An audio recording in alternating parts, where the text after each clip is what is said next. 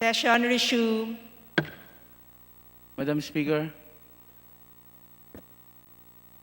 I move that we now proceed with the additional reference of business, and may I ask the Secretary General be directed to read the title of the bill's resolution and proceeding, as well communication and committee reports.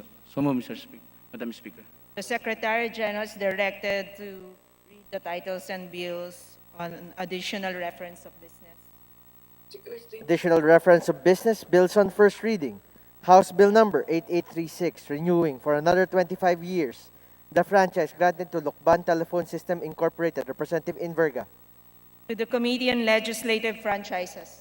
House Bill number 8837, amending the Philippine Mining Act of 1995 by streamlining the processes in the conduct of mineral exploration, Representative Pichay. To the Committee on Natural Resources.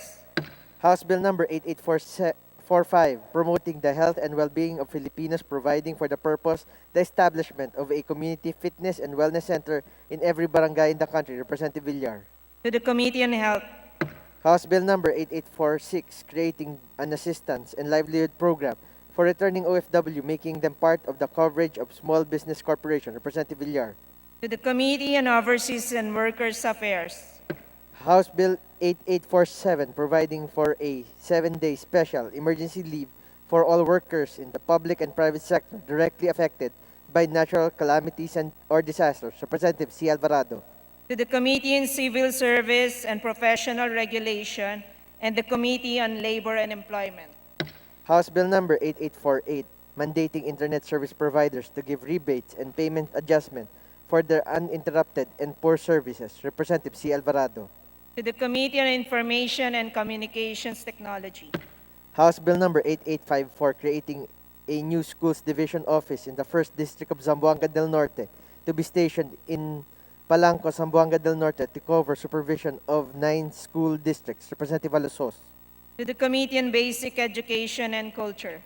House Bill number 8855, granting benefits and incentive to accredited Bantay Dagat, Representative Espino. To the Committee on Transportation. House Bill number 8856, mandating all barangays to create a registry of skilled workers, Representative Espino. To the Committee on Labor and Employment. House Bill number 8857, instituting a medical reserve corps, Representative Espino. To the Committee on Health. House Bill number 8858, mandating the establishment of a national emergency stockpile, Representative Espino. To the Committee on Disaster Resilience. House Bill number 8859, promoting tree planting consciousness among Filipino youth through education and civic management engagement to increase their social responsibility for the environment. Representative Espino. To the Special Committee on Reforestation. House Bill number 8863 establishing a fish port in Barangay Agusan in the 2nd District of Cagayan de Oro City. Representative Rodriguez. To the Committee on Aquaculture and Fisheries Resources. House Bill number 8864 establishing a fish port in Cugman, Cagayan de Oro City. Representative Rodriguez. To the Committee on Aquaculture and Fisheries Resources. House Bill number 8865 establishing a fish port in Lapasan, Cagayan de Oro City. Representative Rodriguez. To the Committee on Aquaculture and Fisheries Resources. House Bill number 8866 establishing a fish port in Macabalan, Cagayan de Oro City. Representative Rodriguez. To the Committee on Aquaculture and Fisheries Resources. House Bill number 8867 establishing a fish port in Puerto, Cagayan de Oro City. Representative Rodriguez. To the Committee on Aquaculture and Fisheries Resources. House Bill number 8868 establishing a fish port in Tablon, Cagayan de Oro City. Representative Rodriguez. To the Committee on Aquaculture and Fisheries Resources. Resolutions. House Resolution 1619 commending the Honorable Mayor Victor Mayaregis Vico Soto of Pasig City for being recognized as one of the international anti-corruption champions by the United States Department of State. Representative Tan Angelina. To the Committee on Rules. House Resolution 1620 recognizing the efforts of the IATF, EID, UP's Octa Research Group, the business groups and other private organizations, Philippine Foundation for Vaccination, the various LGUs, and the Philippine National Red Cross in realizing the vaccination program of the government in a tulong-tulong manner in uniquely Filipino style of bayanihan. Representative Villar. To the Committee on Health. House Resolution 1621 expressing profound sympathy and deep condolences of the House to the bereaved family of the late Erenio Ayong Maliksi, Representative Loyola, Abaya, Revilla, Advincula, Barzaga, Ferrer Luis, Remulla, and Tolentino. To the Committee on Rules. House Resolution 1622 urging the House through the Committee on Senior Citizens to investigate the malicious practice of food delivery applications of not applying the senior citizen and PWD discounts in transactions made through them. Representative Herrera D. and Ordanes. To the Committee on Rules. Committee reports. Report number 793 of the Committee on Youth and Sports Development on House Bill number 8870. To the Committee on Rules. Majority Leader. Madam Speaker, I move that we recognize the Honorable Mujib Hataman of the Lone District of Basilan to avail of the question of privilege. I know up to Madam Speaker, I rise on a matter of personal and collective privilege. DS Hataman, may I know the nature of the matter on which you rise today? This is in connection with the warrantless arrest of 7 members of my constituents, Madam Speaker, Your Honor. Please proceed. You have 10 minutes. Bismillahirrahmanirrahim. Assalamualaikum warahmatullahi ta'ala wal barakatuh. Mr. Speaker, fellow members of the House, magandang araw po sa ating lahat. I hope we are all keeping safe. Binabati ko rin ang mga kababaihan ng ating kapulungan, kasama ang mga sumusuporta sa kanilang mga karapatan. Happy Women's Month. I take the floor on a matter of personal and collective privilege. Bilang kinatawan ng aking distrito at bilang kinatawan ng mas malawak na Bangsamoro community sa ating bansa. I rise as a colleague, as a fellow Filipino, and as a fellow human being with rights. Rights that should be upheld for all, especially those who do not have the privilege to address this august chamber. Mr. Speaker, noong madaling araw ng ika-17 ng Pebrero, kasama ang mga pulis Bacoor, inaresto ng NICA o National Intelligence Coordinating Agency at ng National Capital Region Police Office ang 11 individual sa Bacoor, Cavite. Sa using construction site, pinadapa sila at tinanong kung sino sa kanila ang mga Muslim. Ang 7 sa kanila galing pang Basilan, ang distritong kinakatawan ko. Ang sabi ng mga kaanak nila, yung iba, 4 na taon ng construction worker dito sa Metro Manila. Inaresto sila ayon sa mga nakalap naming impormasyon ng walang judicial warrant. This happened for almost 2 weeks ago. Mr. Speaker, walang nangyayaring pasabi sa mga kaanak. Hanggang ngayon, walang makapagsabi kung nasaan sila. Hinanap namin sila sa Bacoor Police. Hindi nila alam kung nasaan. Hinanap namin sa Camp Crame at Camp Bagong Diwa. Wala rin daw silang alam. Walang makakasagot sa maraming tanong na tumatakbo sa isip ng kanilang mga pamilya. Nasaan na sila? Bakit sila inaresto?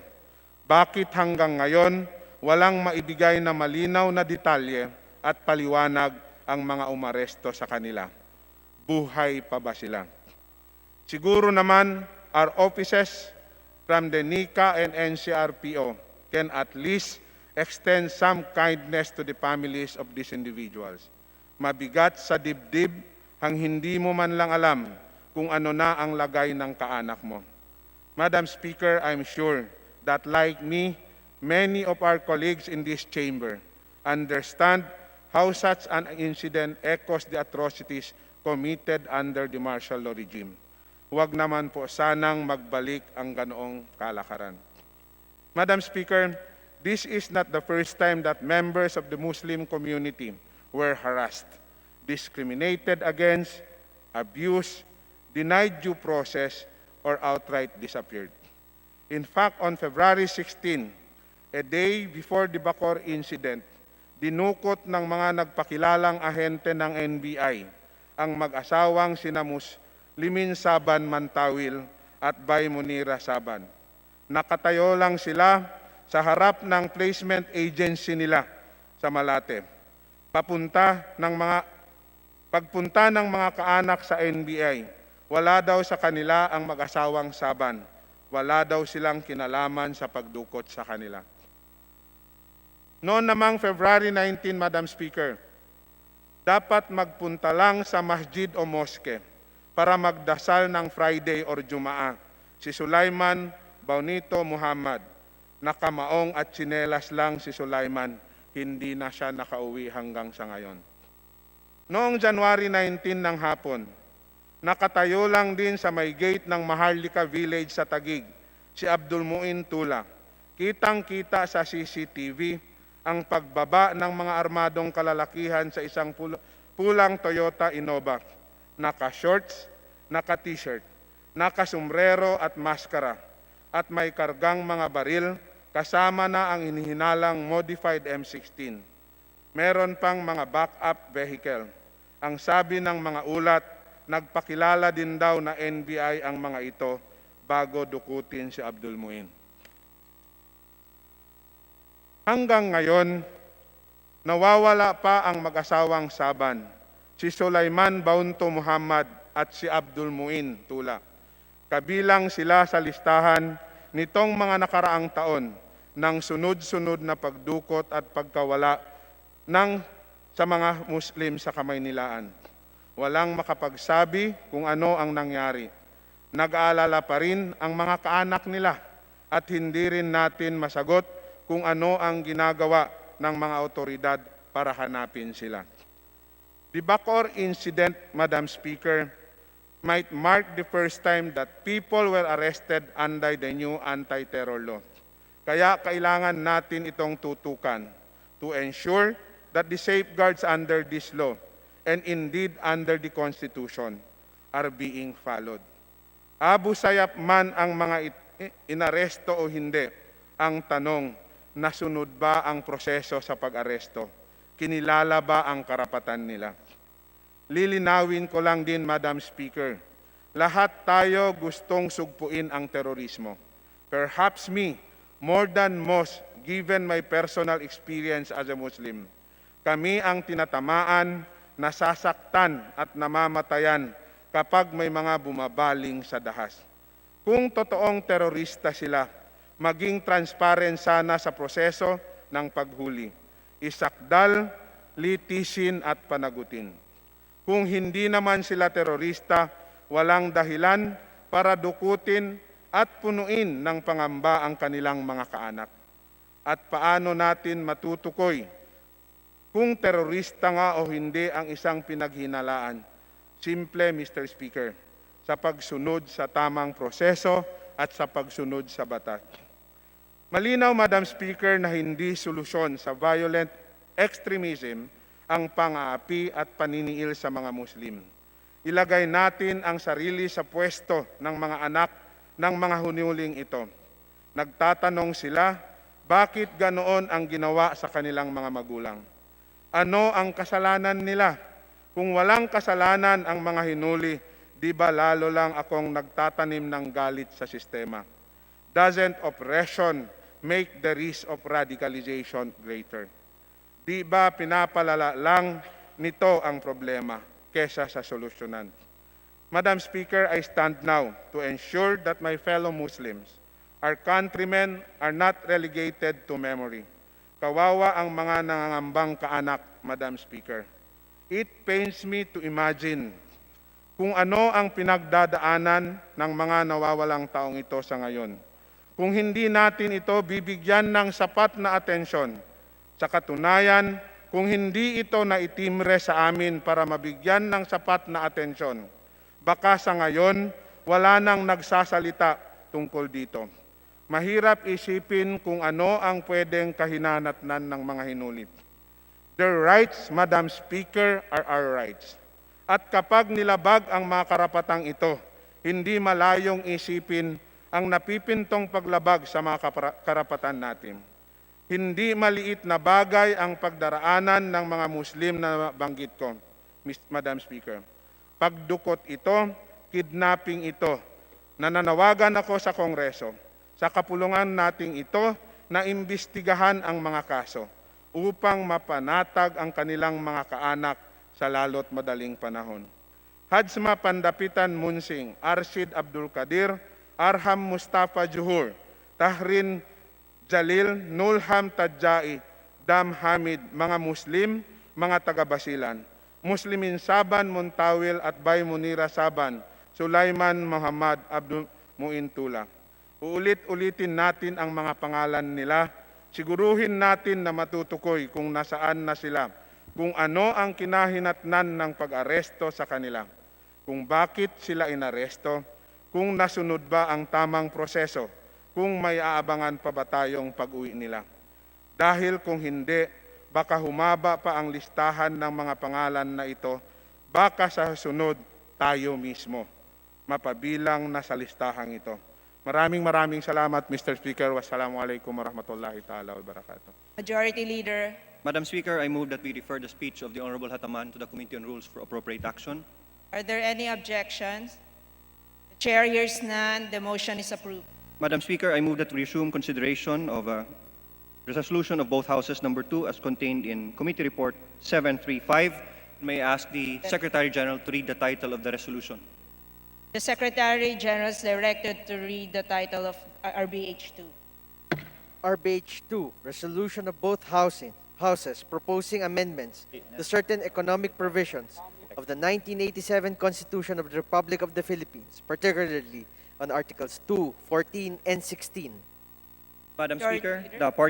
the parliamentary status of the House resolution is that it is in the period of sponsorship and debate.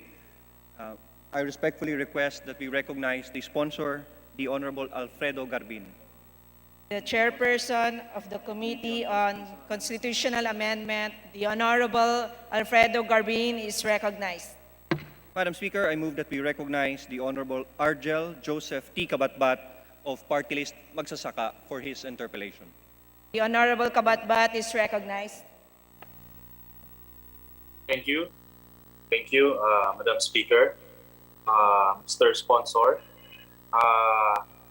would the sponsor yield to some of our clarificatory questions? Willingly, Madam Speaker. Thank you. Madam Speaker, we are tinkering here with the supreme law of the land. So my concern is that we should come up with the best written document that we can produce. After all, this will reverberate to through the ages, Madam Speaker, Mr. Sponsor. We are now trying to amend some portions in the Constitution, particularly those provisions that impose limitations on foreign ownership of some of our industries. And right now, we are proposing amendments to those provisions that will effectively remove those limitations. My concern, Madam Speaker, Mr. Chair, is simply on the matters of style. Because if we insist on the way our amendments are designed or are worded, it's like putting a cage with the key on it. Para po bang naglagay tayo ng limitation sa Constitution dati noong 1986, tapos ngayon yung tinatanggal natin yung limitation, why not do away with those provisions? Di po ba? Tinatanggal na rin naman pala natin yung limitation. It's a matter of style. Perhaps we can entertain wording it differently by doing away with the provisions concerned. I would like to ask the opinion of our colleague from Ako Bicol Party List, the good sponsor, Madam Speaker. Well, thank you, Madam Speaker, and thank you to Congressman Kabatbat. As to the question whether we should totally do away with the restrictive economic provisions of the Constitution or just incorporate the phrase unless otherwise provided by law, the Speaker, including the committee of which adopted RBH2, prefer to incorporate the phrase unless otherwise provided by law because this incorporation will have the effect of creating a condition. The condition is that there must be a law that must be passed by Congress, and that when it is fulfilled, it will negate the provisions or the restrictions to which it attach. So meaning, hindi ho automatic na maaalis yung restriction. It's just that a condition is created, and that condition, the fulfillment of which will totally negate the restrictive economic provisions of the specific provisions of the Constitution. It is also one way of putting a safeguard because legislation is in effect a safeguard. And it also make the rigid provision flexible, meaning Congress will be given the flexibility to enact the laws that will be responsive to the present economic and technological conditions. So in that way, we have enough safeguard. We can relax the restrictive economic provision or tighten the same depending upon the available data and depending upon the prevailing circumstance of time.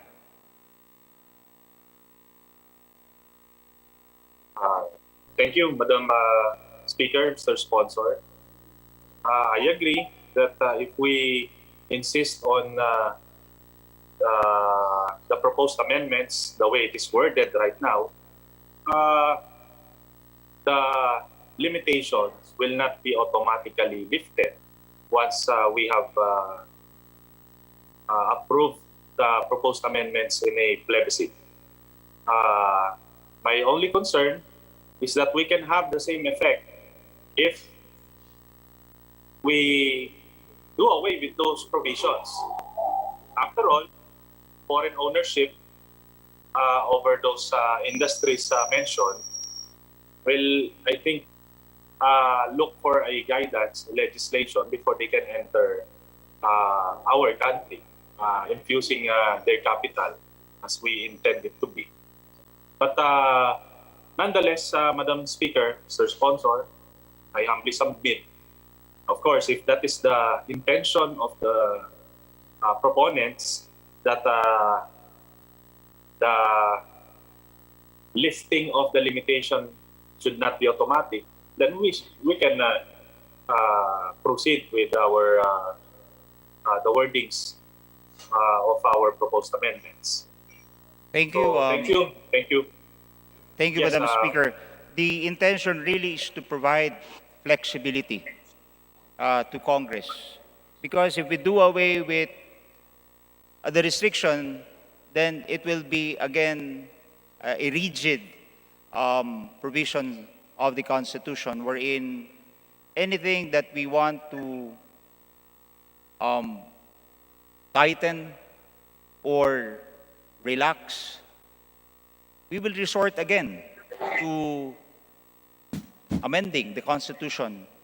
But in just incorporating the phrase unless otherwise provided by law, it affords flexibility to Congress to enact laws that will be responsive to the present circumstance. Thank you, Madam Speaker, Mr. Sponsor, for that answer. Although I respectfully disagree that if we adopt a different way of amending the Constitution, and that is by deleting those provisions concerned, I don't think that it will rob the Congress of the flexibility. For example, if we eliminate totally the provisions on media ownership from our Constitution, we can always pass a law that will impose that same limitation through an ordinary legislation. So I think that in my proposal to do away with those provisions, I don't think the Congress is being deprived of the flexibility to legislate ordinary measures that will impose or will reinstate the limitations found in our present Constitution. So anyway, Madam Speaker, Mr. Sponsor, we can agree, we disagree. I am just concerned, and I just want this matter to be brought up so we can also see if we can improve the wordings of our proposed amendments. And I agree, I humbly submit that even if we delete those provisions entirely or anything similar to it, I believe that we are not removing the flexibility of the Congress to reinstate those limitations. Anyway, let me proceed to my next question, Madam Speaker, Mr. Sponsor. I am very happy that not included in this proposed amendments is the foreign ownership of land. Because from the very beginning, Magsasaka Party List is against opening up our lands, particularly our agricultural lands, to foreign ownership. Madam Speaker, Mr. Sponsor, I would like to ask if with this present economic provisions to be amended, since the proposed opening of foreign ownership, opening of our land to foreign ownership, are we expecting that foreign capital will start to pour in our country once these amendments are approved in a plebiscite? Well, the incorporation of the phrase unless otherwise provided by law, when ratified by the Filipino people, it will send a positive signal to the investment community on how we create a friendly foreign direct investment environment here in our country. It is very important that we are particular with a signaling effect. Once we send the signal that we are doing something to open up and lift the restriction on foreign equity limitations, then that is a positive signal to the investment community. In fact, in many economic literatures and the studies conducted by independent assessors such as the OECD and the World Bank, it says that one of the determinants of foreign direct investment is the foreign direct investment restriction. And it says that FDI restrictions is an statutory barriers to FDI and other operational restrictions which are expected to deter FDI by influencing investors' choice among different locations. Kasi ho, pag merong restriction sa kanilang partisipasyon sa anuman sektor ng ating ekonomiya or in any areas of the national patrimony, nai-impluensyan ho yung kanilang desisyon to choose the best location. Say for example, if the Philippines impose foreign equity limitations on public utilities or engaging in the areas of national patrimony, and that their equity is limited only to 40%, then their decision is influenced to choose on those locations that does not impose any foreign equity limitations, like in Vietnam, like in Singapore, and other neighboring Southeast Asian nations. So yun po ang tinitingnan natin dito na base sa pag-aaral ng iba't ibang independent assessors gaya ng OECD at ng World Bank, ay ito talaga ang pinakamalaking factor kung bakit mahina pumasok sa atin itong foreign direct investment. This really, it deters the flow of foreign capital due to the fact that we have this foreign equity limitations which is enshrined in our present constitution. Thank you, Madam Speaker, Sir Sponsor. I agree that if foreign capital will start to pour into our country, this will really translate to development. Considering that we are not anymore opening our lands to foreign ownership, I have additional reasons to support this measure, Madam Speaker, Mr. Sponsor. Unfortunately, we all know that there is always a way around these prohibitions. Say, for example, a foreign corporation, since they cannot own a land, they would just resort to long-term lease of our lands. Short of ownership, all of the attributes of ownership except for the all the attributes of ownership they can enjoy, like possession, utilization, save for the ownership. So my concern, Madam Speaker, Mr. Sponsor, once the foreign capital starts pouring into our country, alam niyo po, sa nakikita ko, wala namang kakulangan sa pera yung foreign capital. Marami silang pera. Ang kulang sa kanila ay, I think, lupa. At ang ikinakatakot ko, baka pagpasok dito ng foreign capital, hindi man sila makapamili ng lupa, they can resort to other things like long-term leases of those lands.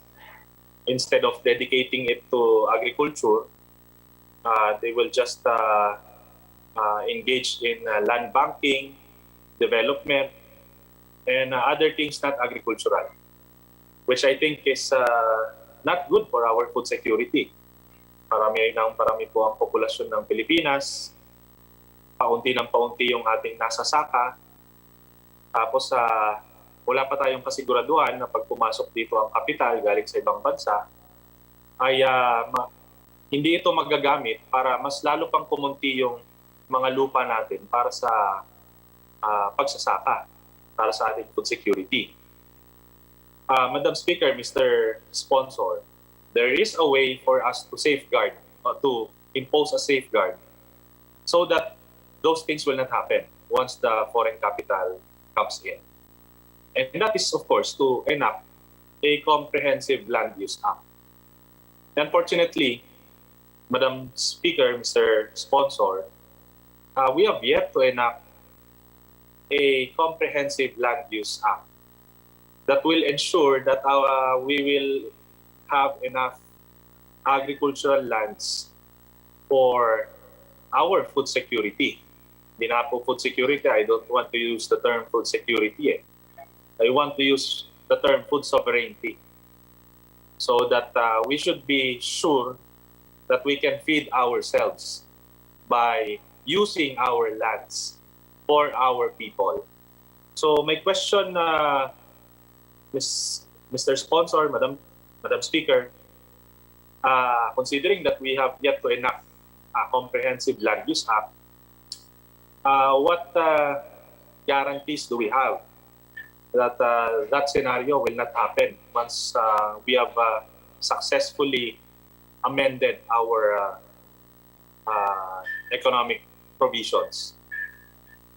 Unang-una ho, linawin lang ho natin na Mr. Speaker, na hindi ho kasama sa proposed amendments yung pagbebenta ng lupa sa mga dayuhang nangangapital.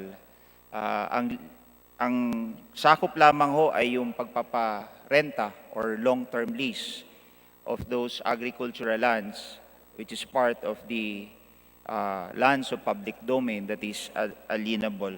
Now, doon ho sa agam-agam ng ating kasama, Congressman Kabatbat, na baka ho maabuso or ito ho ay ikakasira ng ating agrikultura, wag ho kayo mag-alala dahil yung incorporation po ng unless otherwise provided by law, doon ho sa Article 12, Article 14, and Article 16 of the 1987 Constitution, does not remove automatically the restrictions provided in those provisions of the Constitution, but it only creates a condition. And what is that condition?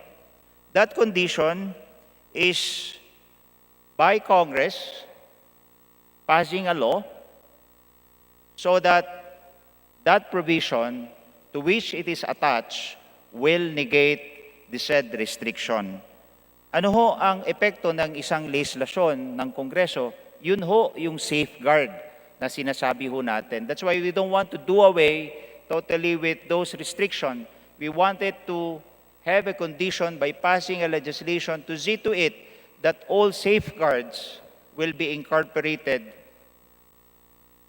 considering national interest, national sovereignty, food security, and let us disabuse our minds that when we approve these amendments and ratified by the Filipino people, all foreign capitals, if they want to invest in the country under the conditions set forth by Congress based on the legislation we have passed here, will still be subject to regulatory laws. Sila ho ay dapat din sumunod sa ating mga batas, sa ating mga regulasyon. So, wag ho kayong mag-alala dahil tayo rin ho ang gagawa ng legislation, tayo rin ho ang magsisiguro na yung safeguard patungkol sa inyong concern, lalong-lalo na sa agrikultura, ay kasama po yan. Thank you, Madam Speaker, Mr. Sponsor, for that very enlightening and assuring answer from our esteemed colleague. Madam Speaker, Mr. Sponsor, I agree now that we can impose safeguards in the subsequent legislations that we will be passing after these amendments. But I want to take this opportunity, Madam Speaker, Mr. Sponsor, to call the attention of our colleagues that the National Land Use Act, I think, is one of the priority measures of our President, Rodrigo Duterte. So, and it is just timely to pass this law either simultaneously before or right after we have concluded this proposed economic amendments, economic provisions amendments to the Constitution.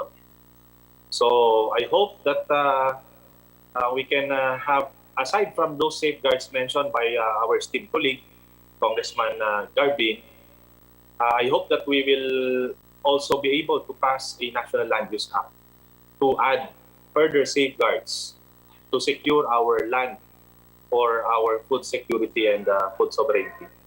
So, Madam Speaker, Mr. Sponsor, I have no further questions for now.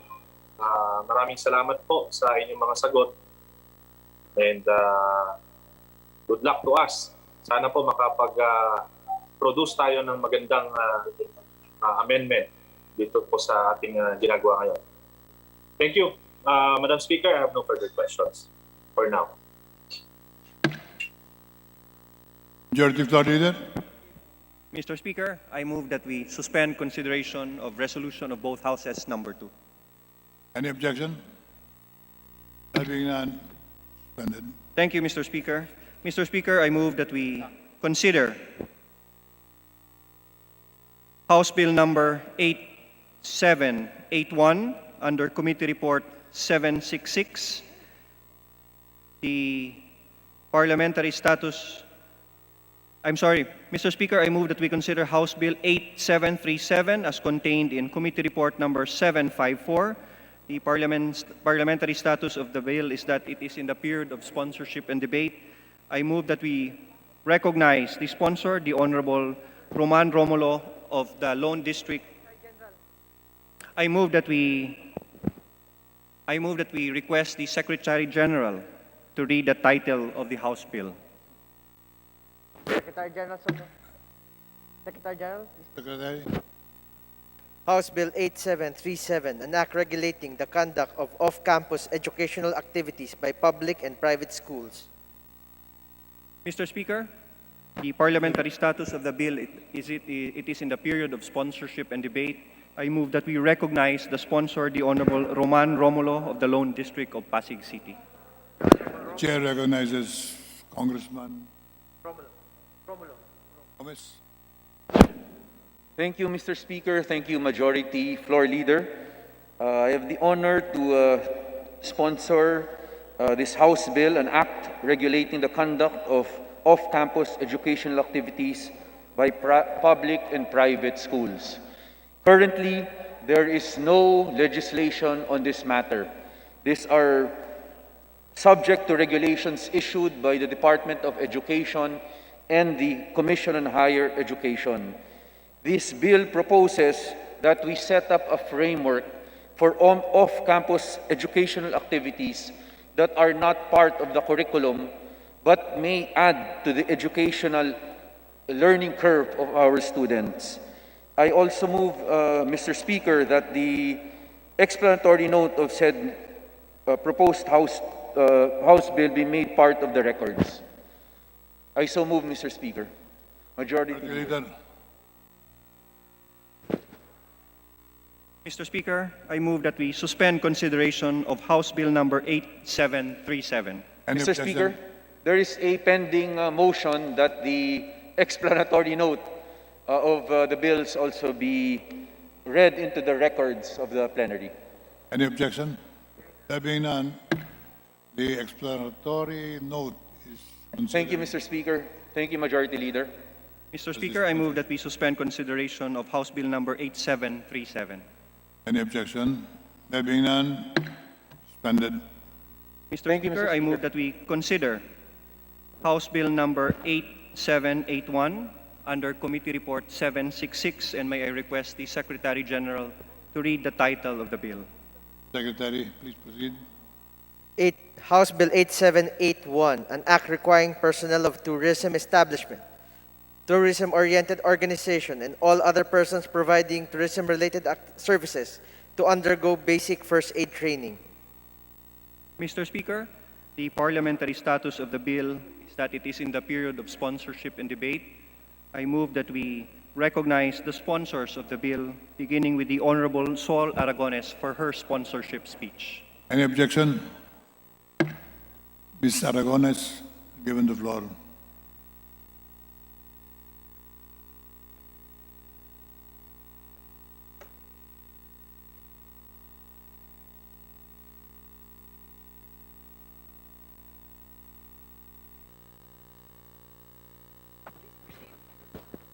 Please proceed, Ms. Aragones. Yes, Mr. Speaker. You have the floor, Congresswoman. Mr. Speaker, honorable colleagues, it is my privilege to sponsor today House Bill 8781, entitled An Act Requiring Personnel of Tourism Establishments, Tourism-Oriented Organizations, and all other persons providing tourism-related services to undergo basic first aid training, authored by Representative Rufi Biazon.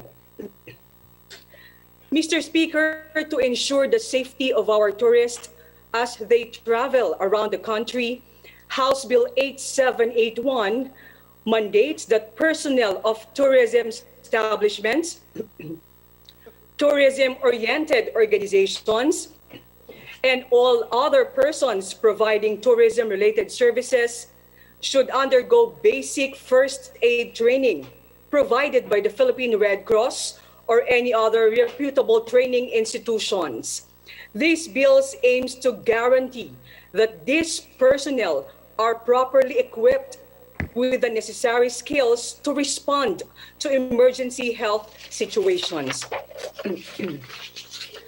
A swift and decisive response during emergency health situations can definitely appease what could be a distressing situation for tourists.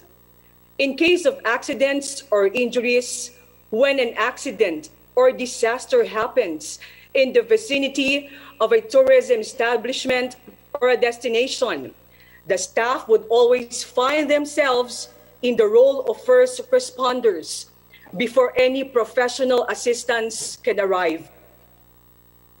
Mr. Speaker, this bill provides not only an additional sense of physical safety, but also an added psychological assurance. This will further encourage people from diverse walks of life to explore our country's numerous tourism destinations with a diminished sense of apprehension and worry. Ensuring that our tourism workers are equipped with the skills to administer basic first aid is an important consideration for creating a more secure and safe tourism industry. It is in this light, Mr. Speaker, that the Committee on Tourism asked this august body for the approval of House Bill 8781. Thank you, Mr. Speaker. Thank you, Congresswoman. Majority Leader. Mr. Speaker, I move that we also recognize the co-sponsor, the Honorable Rufino Biazon, for his sponsorship speech. Honorable Biazon is recognized. Yes, thank you, Mr. Speaker.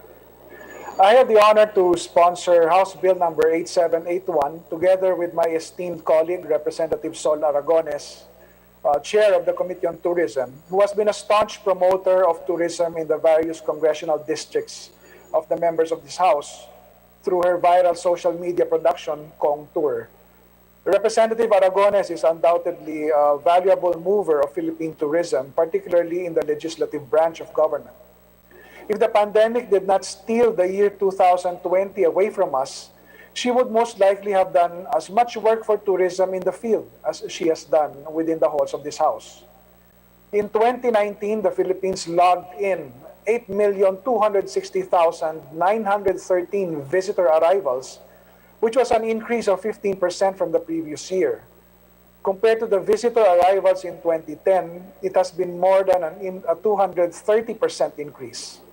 The influx of those tourists brought in visitor receipts amounting to 482.15 billion pesos, up by 18.80% from 2018. Figures from the Department of Tourism show that inbound visitor receipts in 2015 only increased by about 2.51 billion in 2016.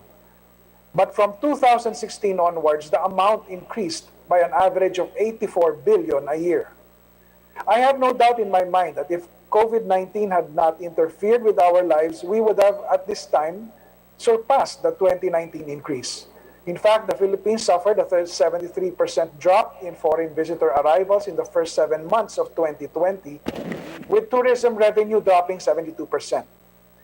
A breakdown of the profile visitors in 2019 showed that 1.68% of arrivals were for the purpose of visiting friends and relatives, while 3.43% visited the Philippines for business purposes, while a majority comprising 59.34% came to the country for vacations or leisure.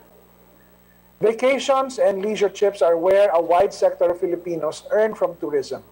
From services to retail, big businesses down to the individual street food vendor, tourists spend to enjoy the experience of visiting the Philippines. I have always believed that the Philippines has an edge in tourism because Filipinos, by our nature, are warmly hospitable and eager to entertain guests. We are blessed with the natural resources that make almost every part of our country Instagrammable. In fact, an international travel website, Big 7 Travel, named the Philippines the second most Instagrammable place for 2021, ahead of Paris, which came in at third, New York City at fourth, London at even ninth place. Only Tokyo, Japan came ahead of the Philippines out of a total of 50 places around the world chosen by Big 7 Travel. We are experiencing growth in our tourism industry because as the world has gotten smaller with social media, more and more people from other countries are seeing parts of the Philippines that attract them to visit the Pearl of the Orient.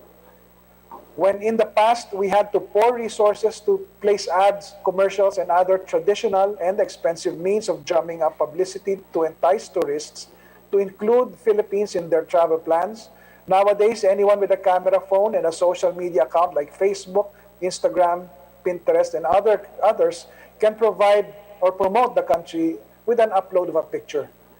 But even the gains that we have already achieved in recent years, there is still so much potential for growth.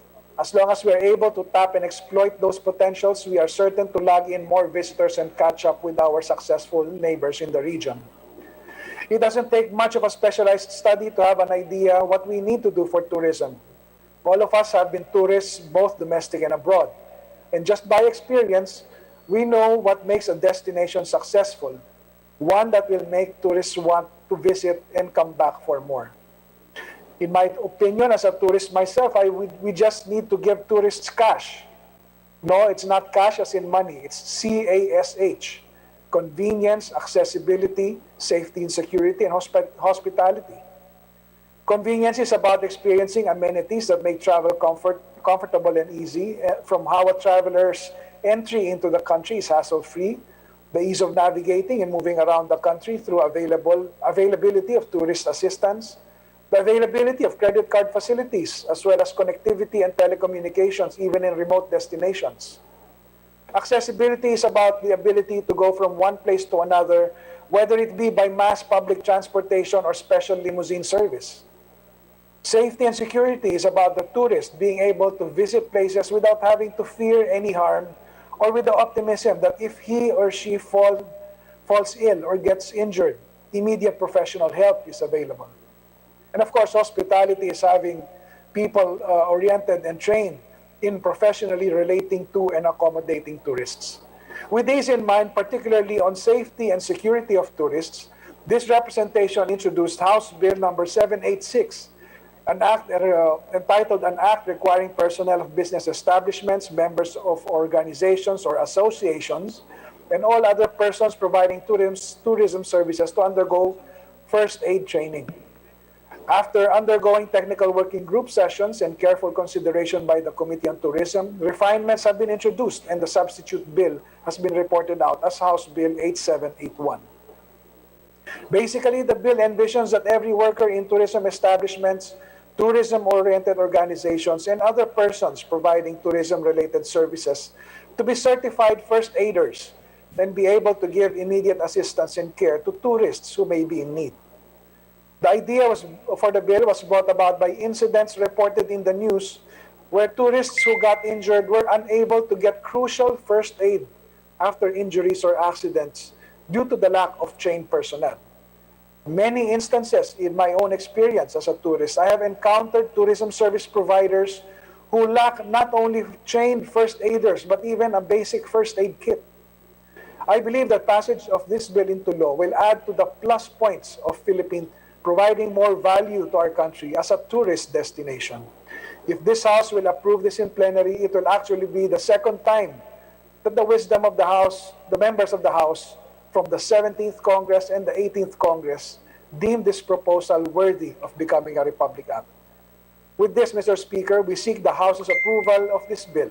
Thank you very much. Majority Leader. Mr. Speaker, I move that we suspend consideration of House Bill number 8781. Any objection? There being none, suspended. Mr. Speaker, I move to recognize Honorable Amihilda Sangkopan of Party List Amin for her manifestation. Woman Amihilda, Patlis Amin, is recognized. Yes, Mr. Speaker, thank you for allowing me to deliver my manifestation of support to the privileged speech delivered earlier on in this plenary session, delivered by the Deputy Speaker, Mujib Hataman of the Lone District of Basilan, on enforced disappearances of Muslims in our communities. Bismillahirrahmanirrahim. Assalamualaikum warahmatullahi ta'ala wabarakatuhu. Mr. Speaker, foremost, allow me to congratulate, manifest my strong support and great appreciation to my mentor and our beloved Deputy Speaker and the Lone District of Basilan Representative Mujib S. Hataman on his privileged speech, The Extrajudicial Arrest of Muslims. Mr. Speaker, allow me to express to you the depth of despair and desperation being felt by families whose loved ones were said to be arrested on February 15 and were not seen nor heard of again up until today. Mr. Speaker, dear colleagues, hindi ko po maubos maisip kung gaano kahirap ang kalagayan ng mga pamilyang ito na bumabangon araw-araw na balot ng lungkot, matinding pag-aalala at takot para sa kanilang nawawalang kapamilya. Na habang pilit nilang ginagampanan ang kanilang mga pang-araw-araw na tungkulin, ay binabangabag ang kanilang isip sa nawawalang mahal nila sa buhay. More than legal remedies and direction, these families also wanted a clear explanation as to why their family members were hauled away on that fateful day without preamble of the nature of their arrest. Dumarami na po ang bilang, Mr. Speaker, ng mga nawawalang tao matapos arestuhin ng mga otoridad. And it may continue to do so kung mananatili lamang tayong makikinig at mag-aabang sa balita ng kung sino na ang sumunod. The lives of Muslims are as equal as yours and as mine, Mr. Speaker, dear colleagues. Sana po wag nating kalimutan, lalo na doon sa mga nagpapatupad ng batas, na ang karapatan ni Pedro ay katulad din sa karapatan ni Juan. At ang karapatan ni Juan ay katulad din ng karapatan ni Abdul, ni Bashir, o ni Ahmad, o ni Dalil. With this, I join Deputy Speaker Hataman's call to our Committee on Human Rights and that of the Muslim Affairs to conduct an inquiry in aid of legislation on this matter. Maraming salamat po. Thank you, Mr. Speaker. Wassalamualaikum warahmatullahi ta'ala wabarakatuh. Thank you for the manifestation of the Lady Congresswoman. Mr. Speaker. Mr. Speaker, I move to 1 minute suspension. Then, any objection? Suspended.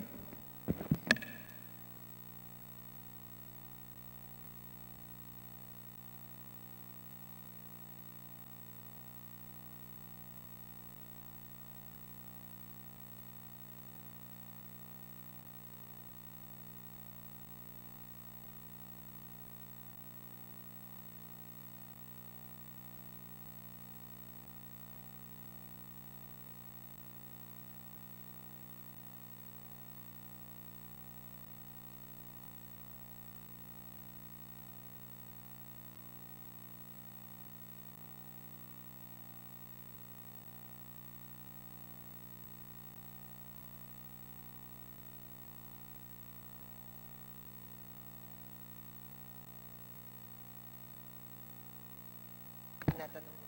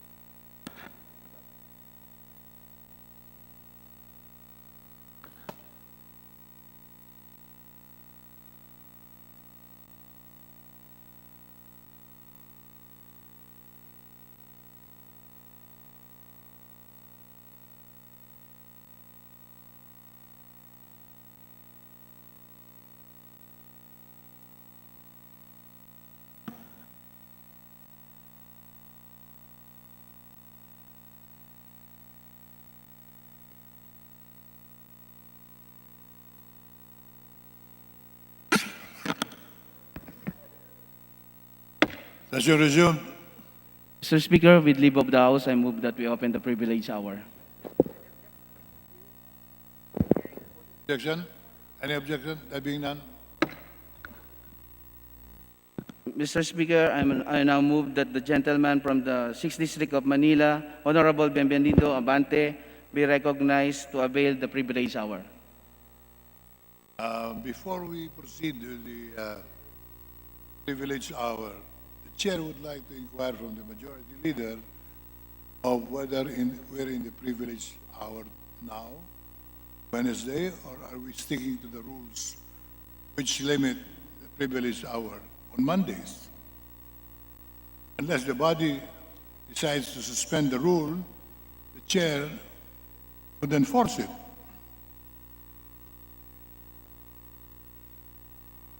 Mr. Speaker, earlier I requested everybody to, with leave of the House. Yes, I'd like to hear the body.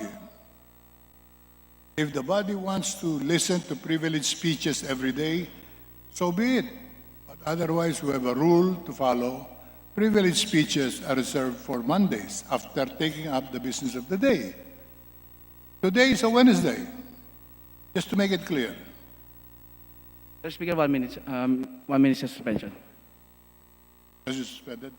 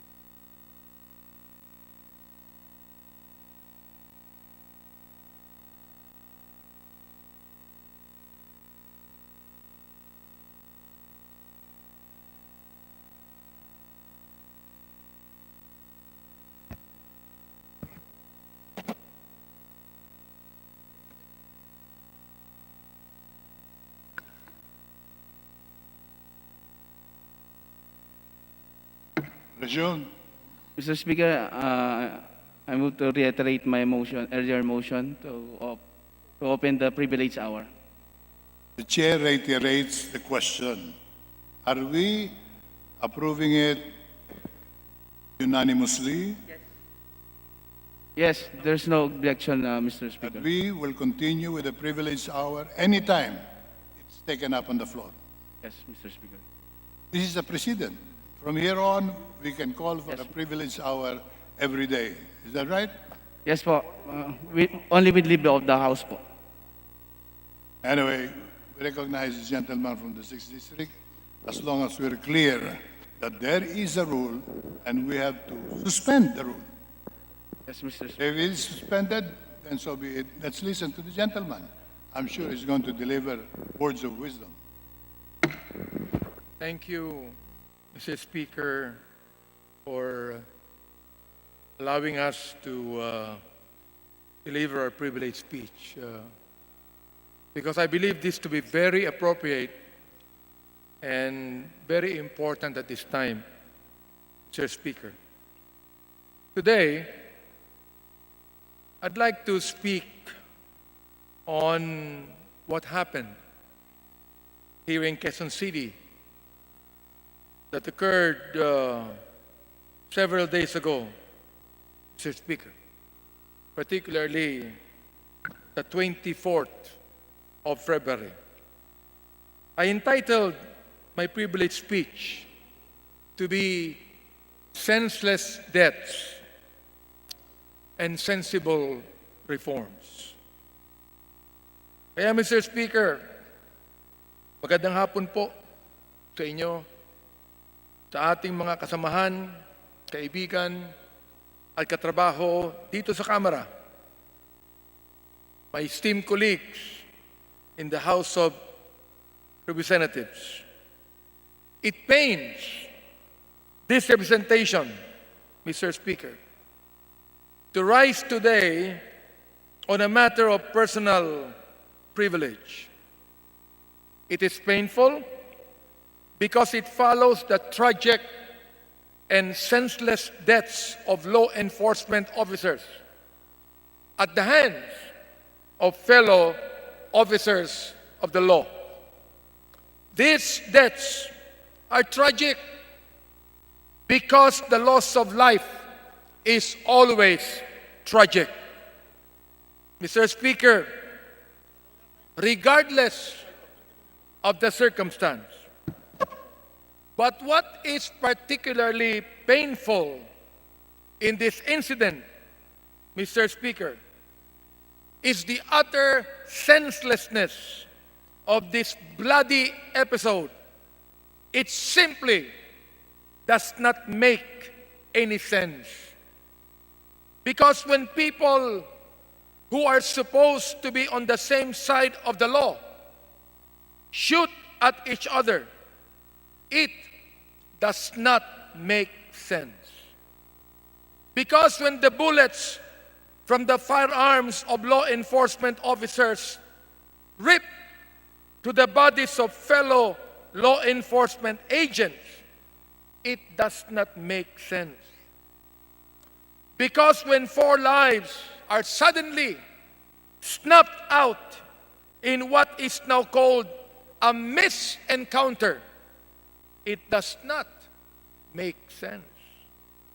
Because when 2 law enforcement agencies primarily responsible for leading the war on drugs do battle amongst themselves, it does not make sense. Truly, Mr. Speaker, very little in what happened on the night of February 24 make sense. This is why, my friends and colleagues, I am one of those who have called on this chamber to conduct an inquiry into this bloody incident. While I am aware that we have been asked to wait for the National Bureau of Investigation to finish its investigation before we commence with our own inquiry, I believe that we should nonetheless make it clear to the leaders in our law enforcement agencies that the sensible steps must be taken to prevent the spate of senseless deaths that have hounded law enforcement. After all, Madam Speaker, now, even the firearms and bullets they use came from the hard-earned money of the people, which they promised to serve and protect. And, of course, Congress passed their budget. Let me just cite a few examples, Mr. Speaker. In April 2020, an Army veteran was shot by police at a quarantine checkpoint in Quezon City. In June of 2020, 9 members of the Philippine National Police were involved in the fatal shooting of 4 Army intelligence officers in Jolo. In December 2020, a member of the Philippine National Police shot to death a mother and her son in Nueva Ecija. In 2 of these cases, Madam Speaker, the erring police officers have already been dismissed by the PNP. But the removal of these individuals will not bring back the lives already lost. They will not erase the pain felt by families and friends of the slain. Madam Speaker, this representation recognizes that there are men and women in the Philippine National Police who serve bravely and honorably. We cannot discount that. And that they risk life and limb to protect our families. This representation appreciates the sacrifices they have made in efforts to rid our communities of illegal drugs. Taas ang kamay ko sa mga bayaning ito. They deserve our respect and our support. But, Madam Speaker, we cannot turn a blind eye to what appears to be a developing culture of violence and death in our Philippine National Police. A culture that was on display in the video shown by Deputy Speaker Mike Romero, who spoke out against the brutal, so-called rescue operation of Luma children conducted in the University of San Carlos in Cebu, that I am even moved to question who should be responsible and to whom will we cast the blame? There are those who blame this incident on so-called lapses in judgment, in procedure, or in operations. Lapses, Madam Speaker, meaning a slight error due to forgetfulness or inattention. Lapses. I again would like to ask the question, is this what happened on February 24 between the PDEA agents and the Quezon City police officers? Was this a buy-bust, Madam Speaker, or a sale bust? How did the police know about the asset? Who killed the asset? In law enforcement, however, we have learned that these so-called lapses can even be lethal. Can we now admit that we are living in a culture of violence where even law enforcers become violators of peace and order and are now involved in senseless killings and violence? Are we now ready to admit to what the good book says, and I quote, "Their feet are swift to shed blood. Destruction and misery are in their ways, and the way of peace have they not known." End of quote, in the book of Romans chapter 3, verse 15 to 17.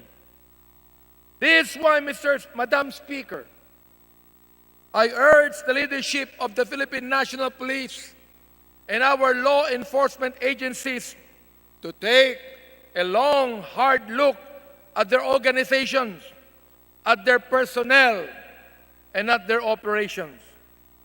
It is time for the Philippine National Police to be proactive, to take the initiative, and to consider instituting sensible reforms to address and to prevent these senseless deaths.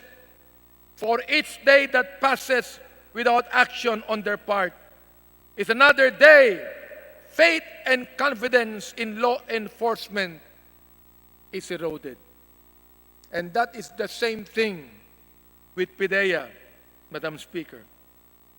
The PNP motto is, I quote, "to serve and protect."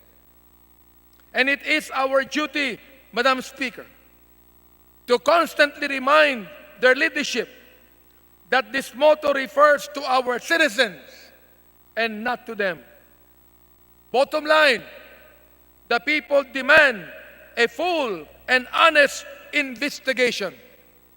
And my question is, are we going to get it? Maraming salamat po, Madam Speaker, for the opportunity and the privilege to make this speech. Thank you. Madam Speaker, Majority Leader. Madam Speaker, I move that we recognize the Honorable Deputy Speaker Atienza for his interpellation. The Honorable Lito Atienza is recognized. the gentleman agree to answer some questions on the relevance and the importance of the message he delivered this afternoon. Madam Speaker, I actually promised our leadership that I would not accept any more the interpellation because of the so many things that we are going to do at this time.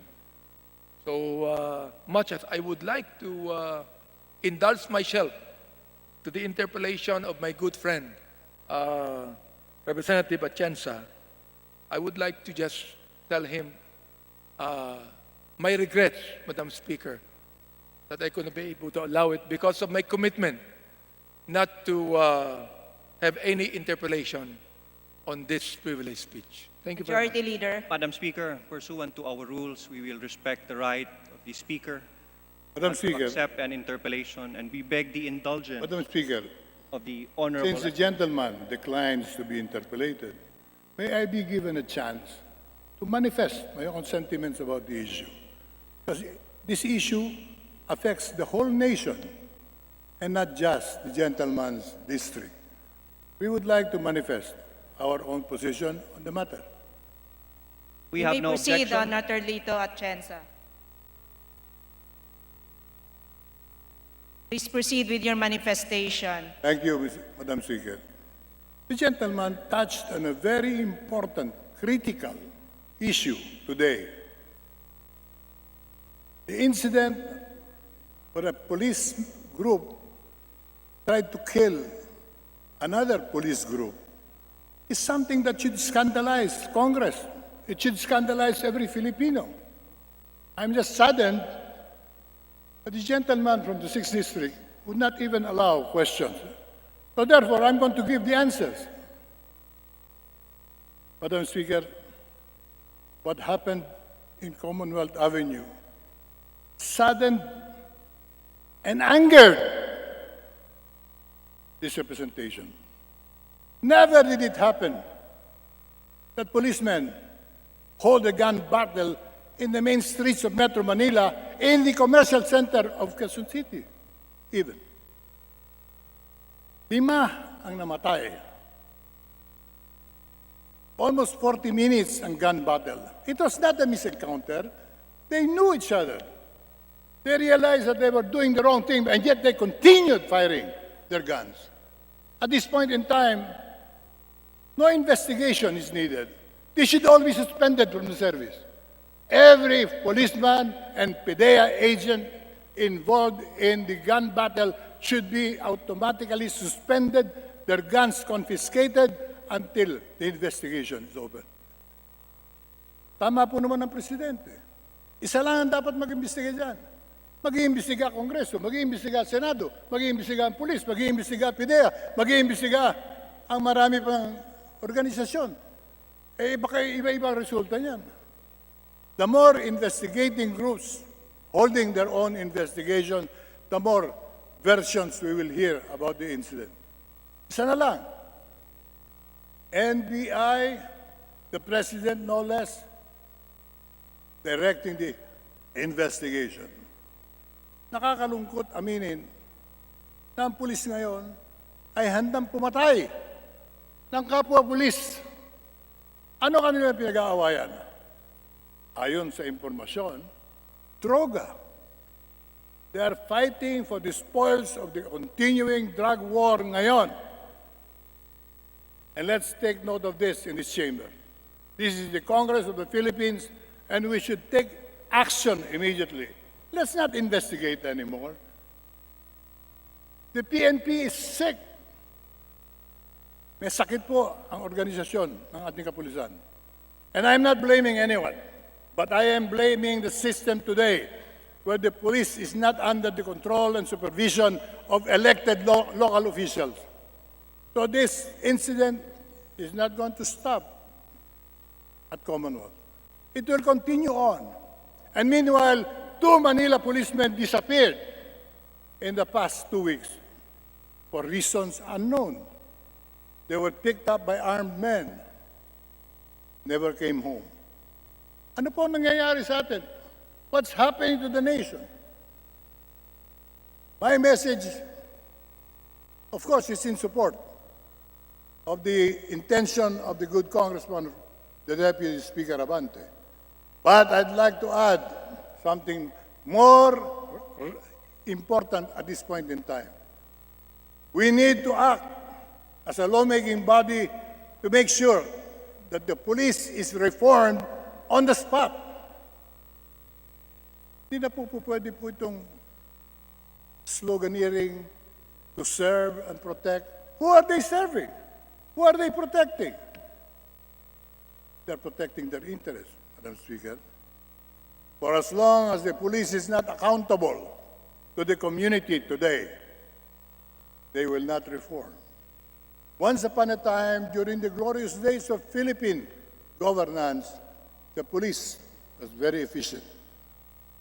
They were so efficient, even the policemen from other countries came here to study the methods,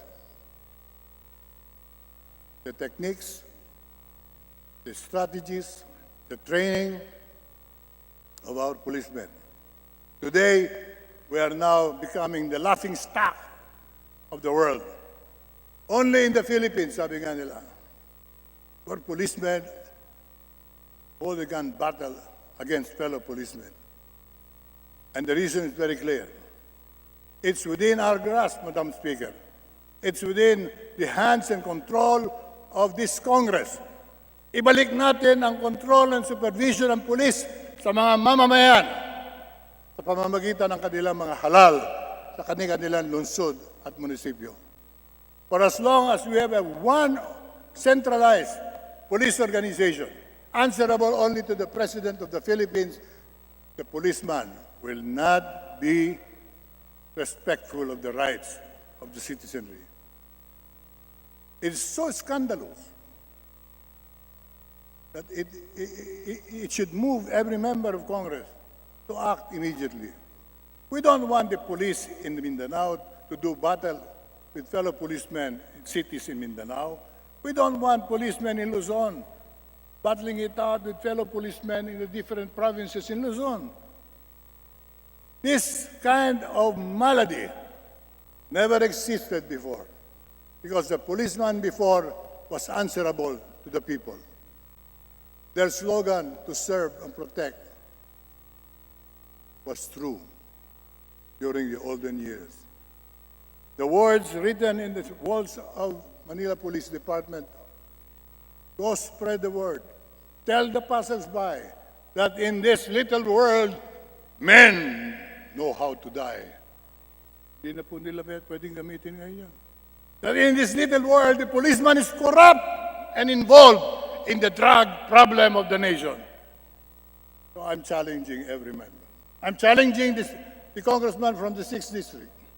Join me in this crusade of restoring the control and supervision of all policemen in the country, back to the elected officials as before. Just for the information of everyone, ito po naman centralized system. Ito'y inumpisahan noong si Mr. Marcos ay nagko-consolidate ng kanyang kapangyarihan. Ayaw niyang merong pulis na loyal sa mamamayan. Ayaw niyang may police force na meron sandata na maaaring lumaban sa kanya. That was the time when martial law was initiated in the country. The police forces were all consolidated under an integrated national police. Now that we don't have martial law anymore, the framers of the Constitution failed to see that, so that when they adopted the 1987 Constitution, they did not decentralize the police. Only the police functions of the national government was not devolved to the local government. The Constitution is very clear. It mandates local autonomy. Autonomy shall be given to all local government units. Sabi po ng ating saligang batas. Devolve ang social welfare, devolve ang health department, devolve ang education. But the police remains in the hands only of the president. And that's where the problem comes in. The police will never reform if they are not accountable. Accountability promotes responsibility. Responsibility will make them true to their slogan, to serve and protect. Kaya ako po'y nagpapasalamat, ito'y tinalakay, I cannot help but participate. I've been waiting for this topic to be brought on the floor, and we will continue to urge reforms in the police system. The first step should be decentralize the police organization.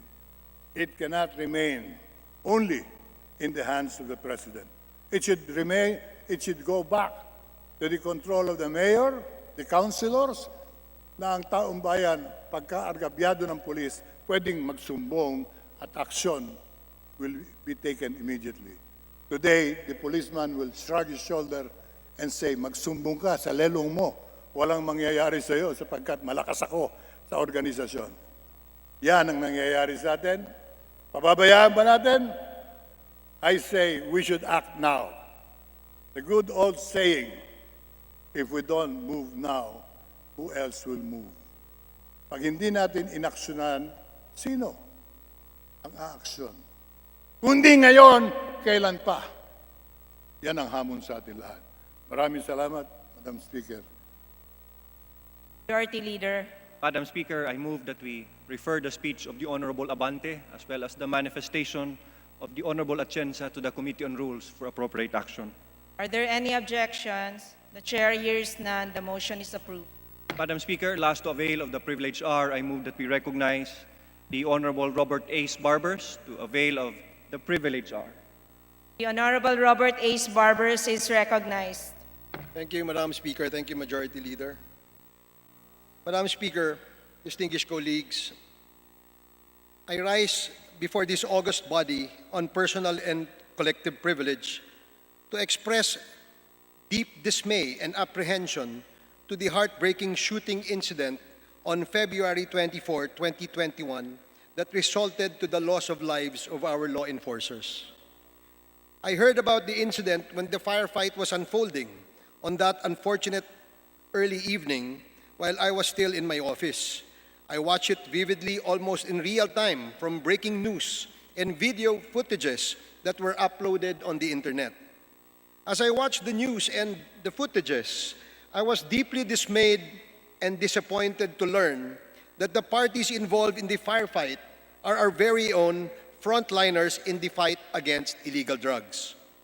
The Philippine Drug Enforcement Agency agents, or PDEA, and the District Special Operations Unit of the Quezon City Police District, or the QCPD. What was more disgusting and very embarrassing, Madam Speaker, is that it went on for more than an hour, while the ensuing news report repeatedly and clearly state that the fighting was between the police and the PDEA agents.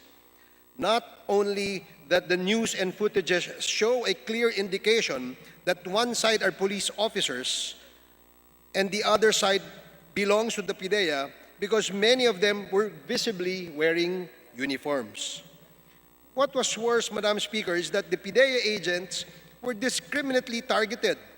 One video footage shows some armed elite police operatives were specifically searching for PDEA agents inside a comfort room of a nearby fast food restaurant. As you can see in the video footage, it can be seen from the footage that when someone voluntarily submitted and identified herself as a female PDEA agent, who even presented her PDEA identification documents, she was harshly treated like an enemy as she was required to crawl flat on the floor with both hands behind her head. On the other hand, a friendly treatment was accorded to a man who identified himself as a policeman. It appears that this man was not even required to present any identification document, as the searching elite police operatives merely took his word for it and then allowed him to leave. Some footages and pictures show that several uniformed PDEA operatives were rounded up and arrested like criminals.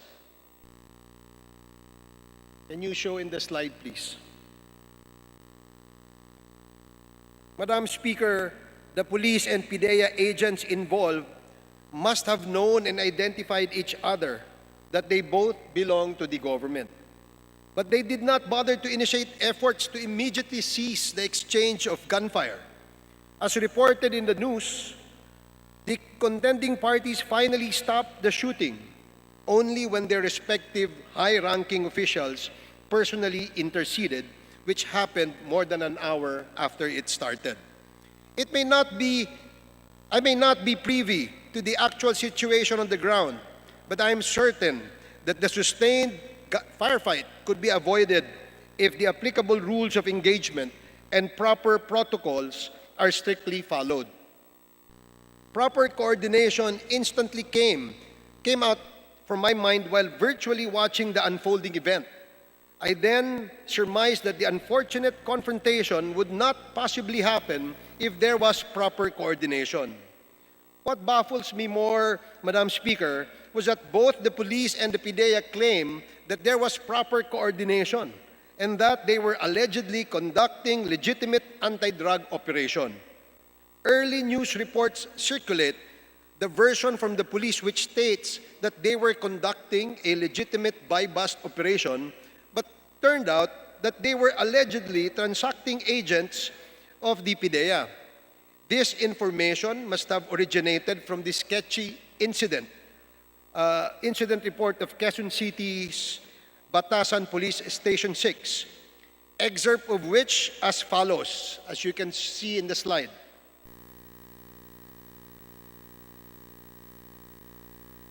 On the other hand, news reports later circulate the PIDEA's claim that its agents were also conducting a legitimate operation, but I heard no details were mentioned about the incident. With these strikingly conflicting claims, I felt obliged as chairman of the House Committee on Dangerous Drugs to ask the conformity of majority of the members of the committee to initiate a motu proprio inquiry in aid of legislation, while I expressed my reaction about the incident in some media outfits where I underscored these alarming events. One, the necessity of proper coordination under Section 86 of Republic Act 9165. And two, the disturbing claim of the Quezon City police operatives involved that the PIDEA agents were selling illegal drugs, or as it seems, they were engaging in illegal practice of sell bust. On the early report that the subject of PNP buy-bust allegedly turned out to be PIDEA agents, I am very much outraged, Madam Speaker, because this would mean that the PIDEA is involved in selling illegal drugs and that it is no different from the drug traffickers. This is a factual matter which I will not dwell on for the meantime, in deference to the ongoing investigation conducted by the NBI as ordered by our President. I do not wish to belabor as well much about the importance of proper coordination because the PNP and PIDEA organizations are pretty much aware of its essence and necessity. Nevertheless, it is important to highlight for the benefit of every law enforcer and the public in general that the Dangerous Drugs Act of 2002 or Republic Act 9165 mandates that the PIDEA shall be the lead agency in anti-illegal drug operations and that the PNP is bound to coordinate with the PIDEA in all of its anti-illegal drug operations. And relevant portions of Section 86 of the law expressly states, as you can see in the next slide, the NBI, the PNP, and the Bureau of Customs shall maintain close coordination with the PIDEA on all drug-related matters, underscoring supply. To underscore the essence of PIDEA as lead operative in an anti-drug operation, the PNP and the PIDEA entered into a MOA in 2003, or 1 year after Republic Act 9165 took effect, where the role of the police organization has been clearly defined as mere complement to the PIDEA's mandate, so that it is bound to ensure that all illegal drug operations shall be in coordination with and or under the direction and control of the PIDEA. The relevant provisions of the 2003 Memorandum of Agreement expressly states the following specific roles of the PNP on operational matters. Next slide, please.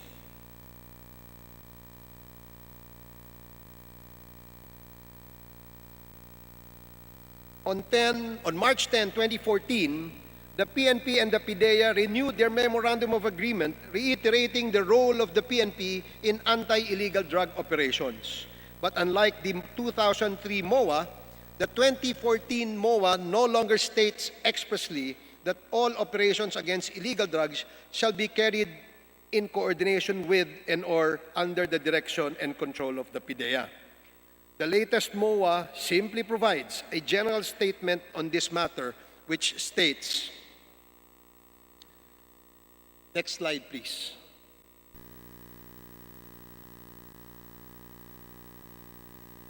It is noticeably clear that had the provisions in the MOA and their respective operational guidelines and or procedures been religiously complied, the shooting incident last February 24, 2021 would not have happened. However, what is very alarming, Madam Speaker, is that the proper coordination is not much an issue involved in the incident when a mainstream media reported a totally different story from the version claimed by the PNP.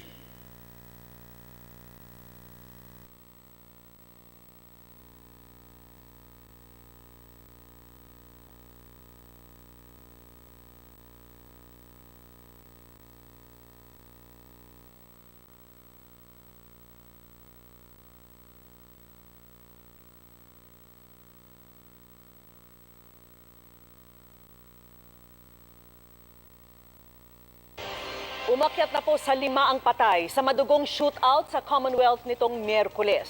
At batay sa paunang ulat ng National Bureau of Investigation, nasiraan lang daw ng sasakyan ang mga ahente ng PIDEA, kaya pumunta sa kainan kung saan umatake at namaril umano ang mga pulis. Nakatutok si John Consulta, exclusive. Mula sa isang source ng GMA News, nakuha namin ang CCTV ng isang fast food chain sa Commonwealth. Pasado alas 5 ng hapon nitong Miyerkules, kita ang pagparada ng isang puting kotse sa parking lot ng establishment. Ayon sa initial report na nakuha ng GMA News, papunta sana sa Litex ang kotse sa kayang PIDEA asset at isang PIDEA agent para sa bypass operation nang biglang mag-overheat kaya napilitan maglagay ng tubig sa isang fast food chain sa Commonwealth. Habang inaayos ang kanyang sasakyan dakong 5:45 PM, lumapit ang ilang lalaki at biglang binaril ang asset ng PIDEA na tumumba sa gilid ng kanyang sasakyan. Kita naman ang malapitang barilan ng mga ahente ng PIDEA at mga armadong lalaki sa sasakyan. Dito na bumaba ang iba pang PIDEA agents na gumanti ng putok at napatay ang 2 armadong lalaki na tinamaan at napag-alamang mga tauhan ng QCPD Drug Enforcement Unit. Base sa salaysay ng isang saksi, ilang minuto raw natigil ang putukan. Makikita sa cellphone video ng isa sa mga testigo na nasa loob ng fast food chain ang mga PIDEA agents na paikot-ikot sa area. Isa rito si PIDEA agent Rankin Gano na nakapulang shorts. Nang maisakay na sa van ang kanilang asset at PIDEA agent, aalis na sana sa parking lot ang mga ahente ng PIDEA para itakbo sila sa ospital. Pero bigla silang pinaulan ng bala at muli nagsimula ang putukan. Pagkatapos ng mahigit 1 oras na palitan ng putok, napatay ang PIDEA agent na si Gano at isa sa kanilang asset. Base sa salaysay ng mga nakapanayam ng NBI nang dumating ang reinforcement ng PIDEA na rumisponde sa crime scene, bigla raw dinisarmahan ang mga ito at pinagbubugbog ng mga amarestong pulis. Nakakuha ang GMA News ng kopya ng authority to operate ng PIDEA bilang patunay na lihitimo ang kanilang operasyon. Giit naman ng QCPD, lihitimo rin ang kanilang operasyon, patunay ang hawak nilang mga dokumento tulad ng coordination sa PIDEA. Hawak naman ng NBI ang affidavits ng 3 civilian witness na makakatulong sa pagbibigay linaw sa nangyari. We thank the President for his complete trust with the NBI. As always, the NBI will stand to the challenge. There are other chiefs na tinawagan ni Director Eric Pistor with strict orders to push through with this case and make sure that this case is resolved with impartiality, utmost impartiality. The interesting report that came out in primetime evening news on February 26, 2021, Madam Speaker, also presented a revealing video footage that shows how the incident started, followed by the actual blow-by-blow firefight that apparently resulted to instantaneous fatalities of at least 3 persons. I do not wish to preempt the outcome of an impartial investigation of this incident, particularly on the veracity and authenticity of this video footage, but I am afraid that the footage, if verified and authenticated, will have a very alarming implication and perhaps dangerous impact on the government's law enforcement efforts against illegal drugs. First, it belies the earlier claim of the QCPD police operatives that they were conducting a legitimate buy-bust operation. The incident was precipitated by the menacing act of a gun-wielding man who approached some individuals who were not doing anything unusual or illegal inside the stalled vehicle. What ensued afterwards was the shooting incident, which again, I would not wish to dwell on, in deference to the ongoing investigation of the NBI. But I cannot avoid expressing my intense apprehension that the incident signifies a very chilling effect to the public. It shows that law enforcers whom the citizens rely on for protection can just intrude, apprehend, or perhaps kill someone without hesitation. And worse, made it appear to be a legitimate police operation by claiming it was a legitimate buy-bust operation with complete coordination and pre-operational documents. I am afraid, Madam Speaker, that those documents were consciously prepared to cover up an apparently questionable, if not illegal, police action on that fateful evening of February 24, 2021. Second, the news report, together with the video footage, would also create a chilling effect to valuable assets or informants and effectively discourage them from cooperating with dedicated law enforcers in fighting against illegal drugs. With the deplorable action shown in the footage and with the apparently documented cover-up story, Madam Speaker, it will come out that an otherwise valuable informant will end up losing his or her life or charged and jailed because of a bogus illegal drug operation. Finally, I am not counting out the possibility that in that fateful incident, a drug syndicate or perhaps some cuddlers or protectors are behind it, because a deep scrutiny of the incident may lead to the question of who will stand to benefit from it. Certainly, it is the drug syndicate that greatly benefited from the incident, since the PIDEA's planned buy-bust operation failed and the asset informant was permanently eliminated. Those are some of the countless concerns and apprehensions that are very real while fighting against illegal drugs. These are also some of the underlying reasons why our House Committee on Dangerous Drugs has sought to investigate in aid of legislation. I finally take this opportunity, Madam Speaker, to state that the proposed amendment to the Republic Act 9165, which has just passed on third reading, is timely and appropriate to deal with alarming incidents like what happened last February 24, 2021. I say this to underscore that the proposed legislation does not only seek to give force and power to go after the drug syndicates, including their financiers and cuddlers or protectors, but also ensure that scalawags in our law enforcement organizations will no longer have a place in our society. Thank you again, Madam Speaker. Thank you, Majority Leader. And thank you, my dear colleagues. Majority Leader. Madam Speaker, I move that we refer the speech of the Honorable Robert A. Barbers to the Committee on Rules for appropriate action. Are there any objections? The chair here none. The motion is approved. Madam Speaker, all our local bills for establishment of hospital. Madam Speaker, I move to terminate the privilege hour. Are there any objection? The chair hears none. The motion is approved. Madam Speaker, all our local bills for establishment of hospital. I move for the consideration on third and final reading of the following House Bill 8668, 8758, 8759. For this purpose, may I request the Secretary General be directed to read the title of the bill and thereafter to call the roll for nominal voting. Secretary General is directed to read the title bills for the establishment of hospitals. House Bill 8668, an act establishing a general hospital in the municipality of Villanueva, province of Misamis Oriental, to be known as the Northeastern Misamis General Hospital, and appropriating funds therefore. House Bill 8758, an act converting the San Jose District Hospital in the municipality of San Jose, province of Occidental Mindoro, into a general hospital to be known as the Southern Occidental Mindoro General Hospital, and appropriating funds therefore.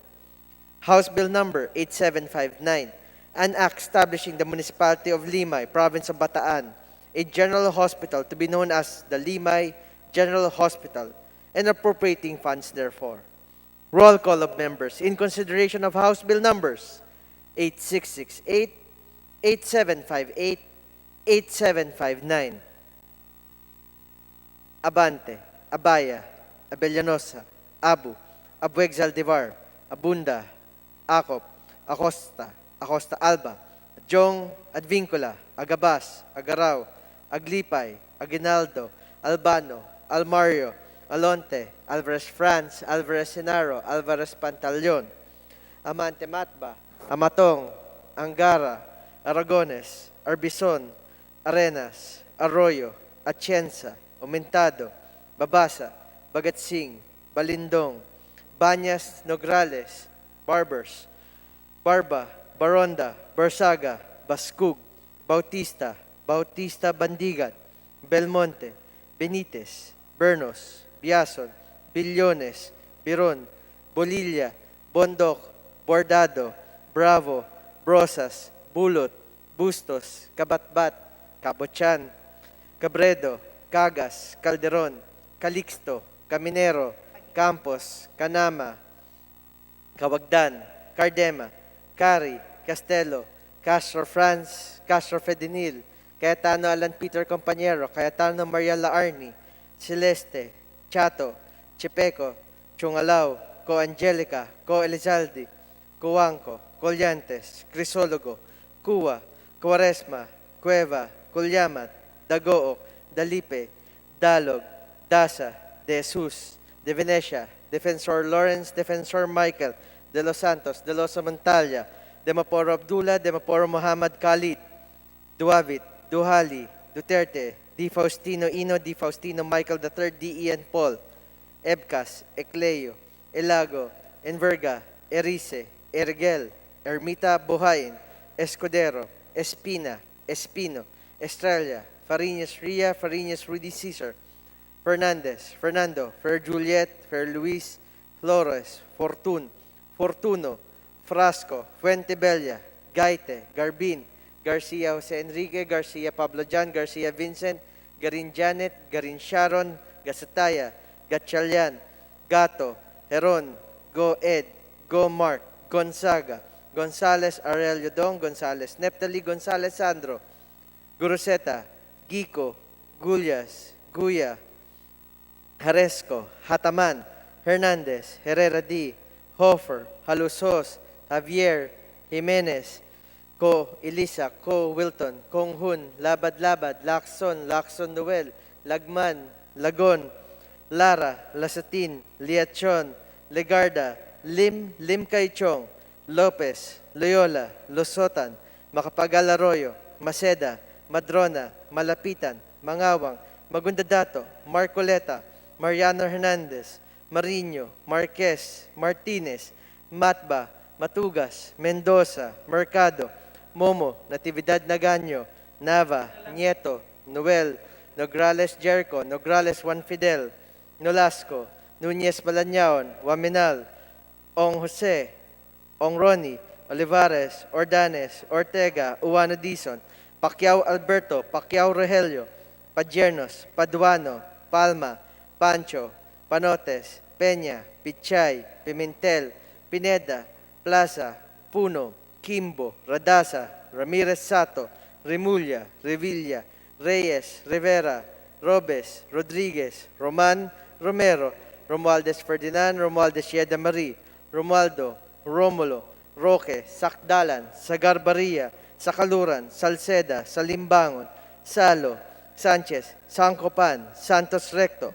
Sarmento, Saulug, Sevillano, Xiao, Silverio, Singson, Singson Mian, Sinsuat, Swansing Estrita, Swansing Horacio, Suarez Aleta, Suarez David, Suntay, Si Alvarado, Taduran, Talyado, Tambunting, Tan Alisa, Tan Angelina, Tan Shamir, Tan Shari, Tan Sherny, Tejada, Teves Arnulfo, Teves Jose, Tiangco, Tolentino, Torres Gomez, Tulfo, Tupas, Tutor, T. Alan, T. Diego, Umali Alfonso, Umali Maria Victoria, Unabia, Ungab, Uy Juliet, Uy Rolando, Valeriano, Valmayor, Vargas, Vargas Alfonso, Velasco, Veloso, Vergara, Villa, Villaferte,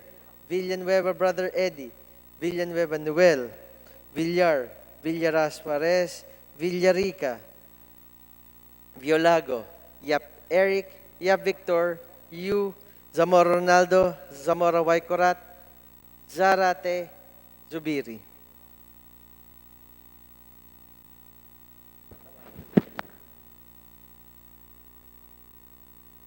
Babagalan ko lang. Second call for House Bill number 8668, 8758, 8759. Honorable members, Abaya, Abellanosa, Acosta, Acosta Alba, Aguinaldo, Albano, Alvarez Pantaleon, Amatong, Arenas, Umentado,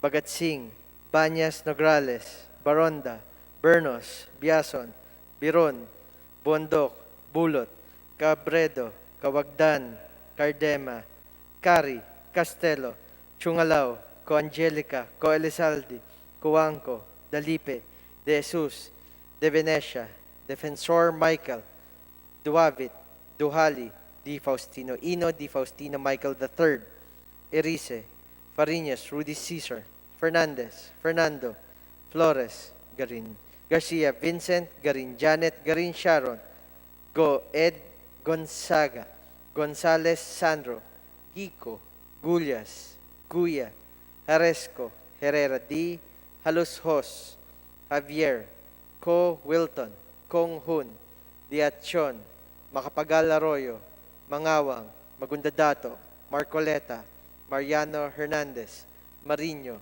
Marquez, Matba, Mendoza, Mercado, Nograles, Juan Fidel, Nolasco, Nunez Malanyaon, Waminal, Ong Jose, Ordanes, Pichay, Pineda, Rivera, Roman, Romero, Romualdo, Sagarberia, Sakaluran, Salceda, Silverio, Singson, Suarez Aleta, C. Alvarado, Talyado, Tan Alisa, Tan Shamir, Tan Sherny, Teves Arnulfo, Tiangco, Torres Gomez, T. Alan, Uy Juliet, Vargas Alfonso, Veloso, Villanueva, Brother Eddie, Villar, Villarasa Suarez, Villarica, Yap Victor, Zamora Waikorat, Zubiri.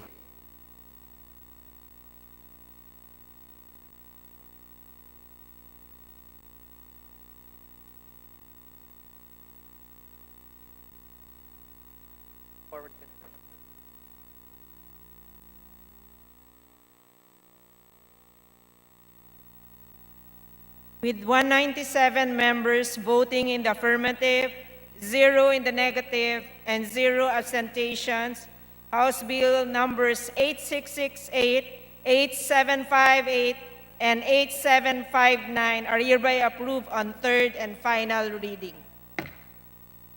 Majority Leader. Madam Speaker, I move for the consideration for third and final reading of the following House Bill 8726, 8728, 8729, all are local bills for establishment of TESDA Center. For this purpose, may I request the Secretary General be directed to read the title of the bills and thereafter to call the roll for nominal voting. So move, Madam Speaker. The Secretary General is directed to read the title of the bills on the establishment of TESDA centers and thereafter call the roll for nominal voting. House Bill number 8726, an act establishing in the municipality of Nabua, Rinconada District, province of Camarines Sur, a technical education and skills development authority, training and assessment center to be known as the Rinconada Camarines Sur TESDA Training and Assessment Center and appropriating funds therefore. House Bill number 8728, an act establishing in the city of Ligao, province of Albay, a technical education and skills development authority training and assessment center to be known as the Ligao Albay TESDA Training and Assessment Center and appropriating funds therefore. House Bill number 8729, an act establishing in the municipality of Jordan, province of Guimaras, a technical education and skills development authority provincial training and assessment center to be known as the Guimaras TESDA Provincial Training and Assessment Center and appropriating funds therefore. Roll call of members in consideration of House Bill number 8726, 8728, and 8729. Abante, Abaya, Abellanosa, Abu, Abueg Zaldivar, Abunda, Acop, Acosta, Acosta Alba, Adjong Advincula, Agabas, Agaraw, Aglipay, Aguinaldo, Albano, Almario, Alvarez France, Alvarez Sinaro, Alvarez Pantaleon, Amante Matba, Amatong, Angara, Aragones, Arbison, Arenas, Arroyo, Atienza, Aumentado, Babasa, Bagatsing, Balindong, Banyas Nograles, Barba, Barbers, Baronda, Bersaga, Bascug, Bautista, Bautista Bendigan, Belmonte, Benitez, Bernos, Biason, Billones, Biron, Bolilla, Bondok, Bordado, Bravo, Brosas, Bulot, Bustos, Kabatbat, Cabochan, Cabredo, Cagas, Calderon, Calixto, Caminero, Campos, Canama, Cawagdan, Cardema, Cari, Castelo, Castro France, Castro Fedenil, Cayetano, Alan Peter, Compañero, Cayetano, Mariala Arni, Celeste, Chato, Chipengo, Chungalao, Co Angelica, Co Alessaldi, Cuanco, Collantes, Crisologo, Cua, Quaresma, Cueva, Culyamat, Dagook, Dalipe, Dalog, Dasa, De Jesus, De Venecia, Defensor Lawrence, Defensor Michael, De Los Santos, De Los Montalya, De Maporo Abdullah, De Maporo Muhammad Khalid, Duavit, Duhali, Duterte, Di Faustino, Ino, Di Faustino, Michael III, D. Ian Paul, Ebcas, Ecleo, Ilago, Enverga, Erice, Ergel, Ermita Buhain, Escudero, Espina, Espino, Estrella, Fariñas Ria, Fariñas, Rudy Cesar, Fernandez, Fernando, Fer Juliet, Fer Luis, Flores, Fortuno, Frasco, Fuentebella, Gaite, Garbin, Garcia, Enrique Garcia, Pablo John, Garcia, Vincent, Garin Janet, Garin Sharon, Gasataya, Gatchalian, Gato, Heron, Ed, Mark, Gonzaga, Gonzales, Aurelio Dong, Gonzales Nepdali, Gonzales Sandro, Groseta, Gico, Gullas, Haresco, Hataman, Hernandez, Herrera D, Hofer, Halusos, Javier, Jimenez, Co Wilton, Co Elisa, Konghun, Labad, Lacson Noel, Lagman, Lagon, Lara, Lasatin, Liachon, Legarda, Lim Kaichong, Lopez, Loyola, Lusotan, Macapagal Arroyo, Maceda, Madrona, Malapita, Mangawang, Magundadato, Marcoleta, Mariano Hernandez, Mariño, Marquez, Martinez, Matba, Matugugas, Mendoza, Mercado, Momo, Natividad Naganyo, Nava, Nieto, Noel, Nograles, Jericho, Nograles Juan Fidel, Nolasco, Núñez Malañaon, Waminal, Olivares, Ong Jose, Ong Ronnie, Ordanes, Ortega, Uwano Dizon, Pacquiao Alberto, Pacquiao Rogelio, Padiernos, Paduano, Palma, Pancho, Panotes, Peña, Pichay, Pimentel, Pineda, Plaza, Puno, Kimbo, Radasa, Ramirez Sato, Rimulya, Revilla, Reyes, Rivera, Robes, Rodriguez, Roman, Romero, Romualdez Ferdinand, Romualdez Yeda Marie, Romualdo, Romulo, Roque, Sakdalan, Sagarbaria, Sakaluran, Salceda, Salimbangon, Salo, Sanchez, Sancopan, Santos Recto, Sarmento, Saulug, Sevillano, Xiao, Silverio, Singson Mihan, Sinsuat, Swansing Estrelita, Swansing Horacio, Suarez Aleta, Suarez David, Suntay, Si Alvarado, Taduran, Talyado, Tambunting, Tan Alisa, Tan Angelina, Tan Shamir, Tan Sheri, Tan Sherny, Tejada, Teves Arnulfo, Teves Jose, Tiangco, Tolentino, Torres Gomez, Tulfo, Tupas, Shotor, T. Alan T. Diego, Umali Alfonso, Umali Maria Victoria, Unabia, Ungab, Uy Juliet, Uy Rolando, Valeriano, Valmayor, Vargas, Vargas Alfonso, Velasco, Veloso, Vergara, Villa, Villafuerte, Villanueva, Brother Eddie, Villanueva Noel, Villar, Villaras Suarez, Villarica, Violago, Yap Eric, Yap Victor, Yu, Zamora Ronaldo, Zamora Waikorat, Zarate, Zubiri.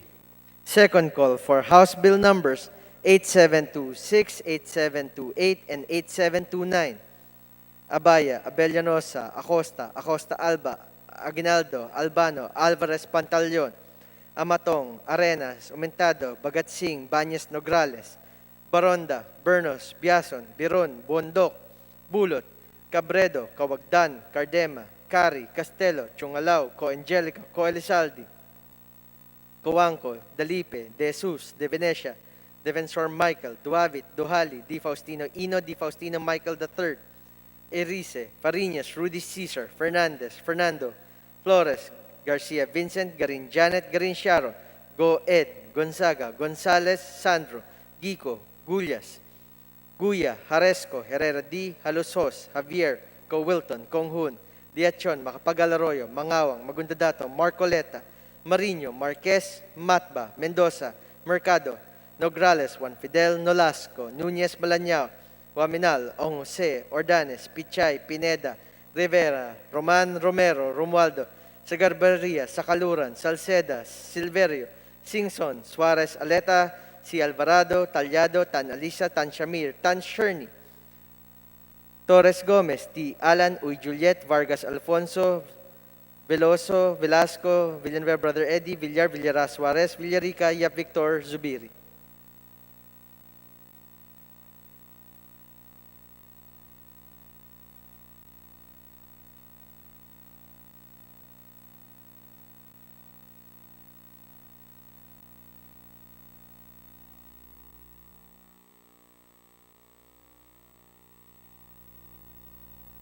With 202 members voting in the affirmative, 0 in the negative, and 0 abstentions, House Bill numbers 8726, 8728, and 8729 are hereby approved on third and final reading.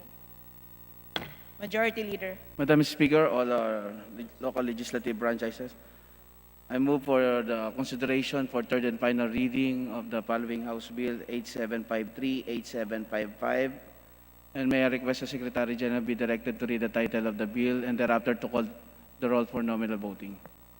Secretary General is directed to read the title of the bills on local legislative franchises and thereafter call the roll for nominal voting. House Bill 8753, an act granting the Happy Jockey Club, Incorporated, a franchise to construct, operate, and maintain racetracks for horse racing in the province of Batangas, Laguna, and Cavite. House Bill number 8755, an act granting Sulu Tawi-Tawi Broadcasting Foundation, Incorporated, a franchise to construct, install, operate, maintain radio and television stations in the provinces of Sulu and Tawi-Tawi. Roll call of members in consideration of House Bill number 8753 and 8755.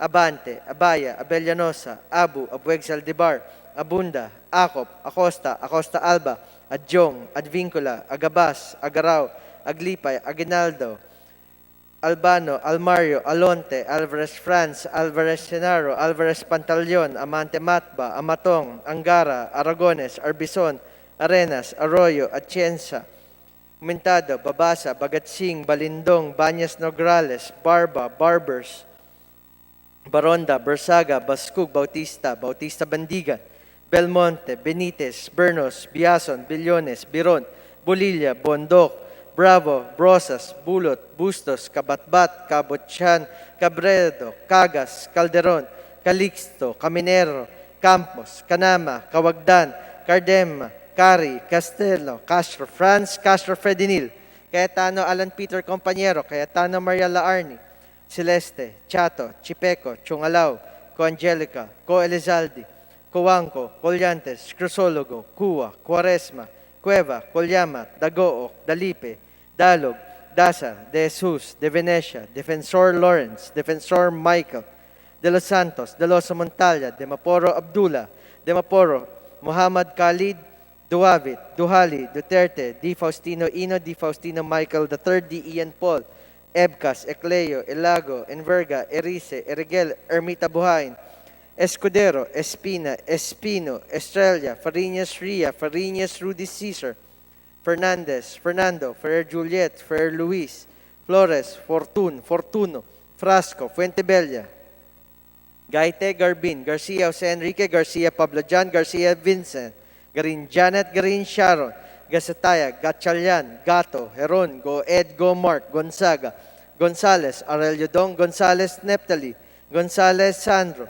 Goroseta, Gico, Gullas, Guya, Haresco, Hataman, Hernandez, Herrera D, Hofer, Halusos, Javier, Jimenez, Ko Elisa, Ko Wilton, Kong Hun, Labad Labad, Lacson, Lacson Noel, Lagman, Lagon, Lara, Lastin, Liachon, Legarda, Lim Lim Kaichong, Lopez, Loyola, Lusotan, Macapagal Arroyo, Maceda, Madrona, Malapitan, Mangawang, Magundadato, Marcoleta, Mariano Hernandez, Marino, Marquez, Martinez, Matba, Matugas, Mendoza, Mercado, Momo, Natividad Naganyo, Nava, Nieto, Noel, Nograles Jericho, Nograles Juan Fidel, Nolasco, Nunez Malanyaon, Waminal, Olivares, Ong Jose, Ong Ronnie, Ordanes, Ortega, Uwano Dizon, Pacquiao Alberto, Pacquiao Rogelio, Padiernos, Paduano, Palma, Pancho, Panotes, Peña, Pichay, Pimentel, Pineda, Plaza, Puno, Kimbo, Radasa, Ramirez Sato, Rimulya, Revilla, Reyes, Rivera, Robes, Rodriguez, Roman Romero, Romualdez Ferdinand, Romualdez Yeda Marie,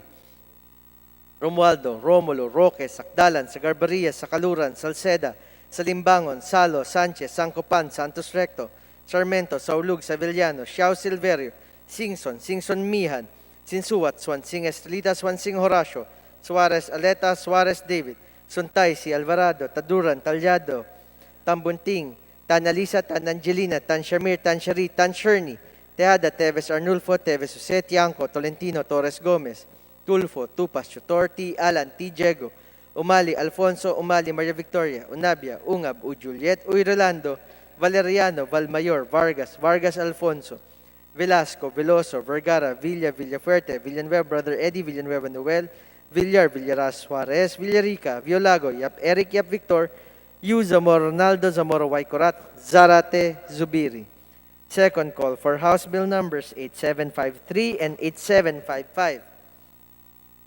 Abaya, Abellanosa, Acosta, Acosta Alba, Aguinaldo, Albano, Alvarez Pantaleon, Amatong, Arenas, Mentado, Bagatsing, Banyas Nograles, Baronda, Bernos, Biason, Biron, Bondok, Bulot, Cabredo, Kawagdan, Cardema, Cari, Castelo, Chongalaw, Co Angelica, Co Elizaldi, Coanco, Dalipe, De Jesus, De Venecia, Defensor Michael, Duavit, Duhali, Di Faustino Ina, Di Faustino Michael III, Irice, Fariñas, Rudy Cesar, Fernandez, Fernando, Flores, Garcia, Vincent, Garin Janet, Garin Sharon, Goed, Gonzaga, Gonzales Sandro, Gico, Gullas, Guya, Haresco, Herrera D, Halusos, Javier, Co, Wilton, Konghun, Liachon, Macapagal Arroyo, Mangawang, Magundadato, Marcoleta, Marino, Marquez, Matba, Mendoza, Mercado, Nograles, Juan Fidel Nolasco, Nunez Malanyaon, Waminal, Ong Jose Ordanes, Pichay, Pineda, Roman Romero, Sagarbaria, Sakaluran, Salceda, Silverio, Singson, Suarez Aleta, C. Alvarado, Talyado, Tan Alisa, Tan Shamir,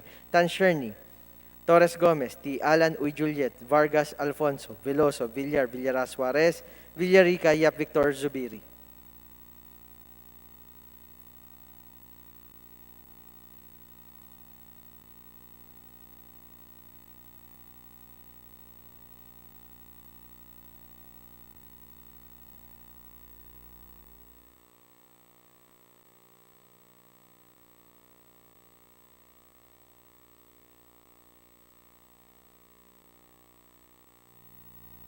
With 194 members voting in the affirmative, 6 in the negative, and 0 abstentions, House Bill number 8753 is hereby approved on third and final reading. With 202 members voting in the affirmative, 0 in the negative, and 0 abstentions, House Bill number 8755 is hereby approved on third and final reading. Majority Leader. Madam Speaker, I move that we consider bills under the calendar of business for Thursday and Friday. Madam Speaker, pursuant to our rules, allow me to put for an omnibus motion for the consideration of the following House Bill number 8773 under Committee Report number 764, House Bill number 8774 under the Committee number 765, House Bill 8860 under the Committee number 790. So move, Madam Speaker. Are there any objections? The chair hears none. The motion is approved. Madam Speaker, I move that we consider the respective explanatory notes as the sponsorship of the said measures. Are there any objection? The chair hears none. The motion is approved. Madam Speaker, there being no member who wishes to interpolate on the said local bills, I move that we terminate the period of interpolation. Are there any objection? The chair hears none. The motion is approved. Madam Speaker, I move that we open the period of amendments and approve the committee amendments, if any, as contained in the respective committee reports of the aforementioned bills. Are there any objection? The chair hears none. The motion is approved. Madam Speaker, there being no individual amendments, I move that we terminate the period of amendments. Are there any objections? The chair hears none. The motion is approved. Madam Speaker, I move that we vote on second reading the following House Bill 8773, 8774, 8860. All those in favor say aye. All those against say nay. The ayes have it. The aforementioned bills is now approved on second reading. Madam Speaker, I move that we direct the Secretary General be directed to immediately transmit to Senate the approved House Bill on third reading. Secretary General is hereby directed to transmit the following bills to the Senate.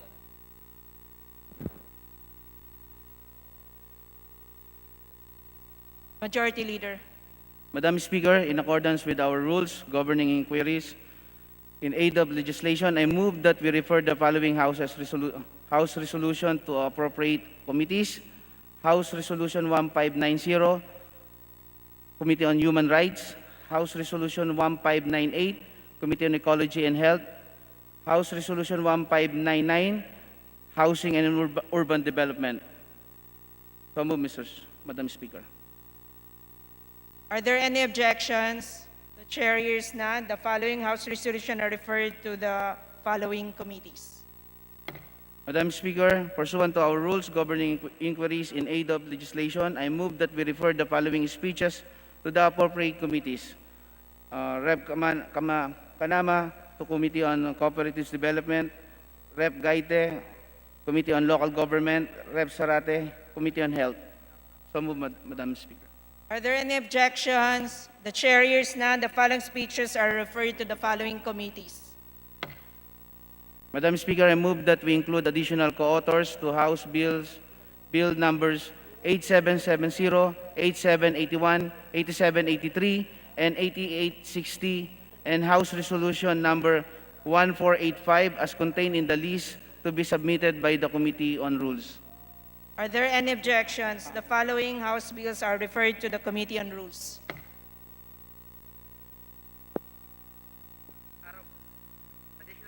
Madam Speaker, I move that we now proceed with the additional reference of business, and may I request the Secretary General be directed to read the same. The Secretary General is directed to read the title of the bills.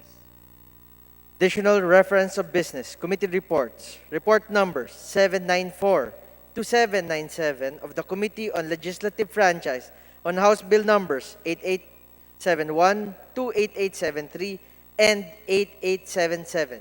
To the Committee on Rules. Majority Leader. Madam Speaker, I move for the change of referral of House Bill numbers 6793, 6798, 6808, 6838, 6873, 6913, 6992, and 7494, all measures which seek to establish the Philippine Virology Science and Technology Institute to the Committees on Health and Science and Technology. Are there any objections? The chair hears none. The following bills are now referred to the Committee on Health and Science and Technology. Madam Speaker, I move that we recognize the gentleman from the Bayan Muna Party List, Honorable Kaloy Sarate, for admin. The Honorable Zarate is now recognized. Thank you, Madam Speaker. Madam Speaker, yesterday the minority elected some members to various committees, but due to some inadvertence, Madam Speaker, we renominated the Honorable Eufemia Kulyamat to the Committee on Mindanao Affairs. After a thorough check, we found out that the Honorable Kodliamat is already a member of the Committee on Mindanao Affairs.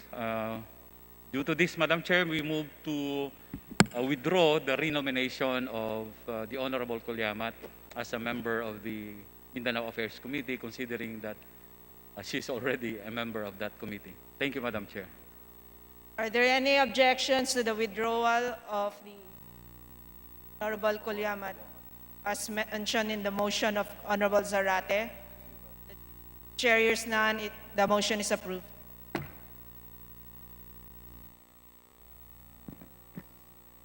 Majority Leader. Madam Speaker, I move that we insert to be made part of the records a manifestation by the Honorable Amihilda J. Sangkopan of the Amin Party List explaining her vote of no in the approval of House Bill number 7814.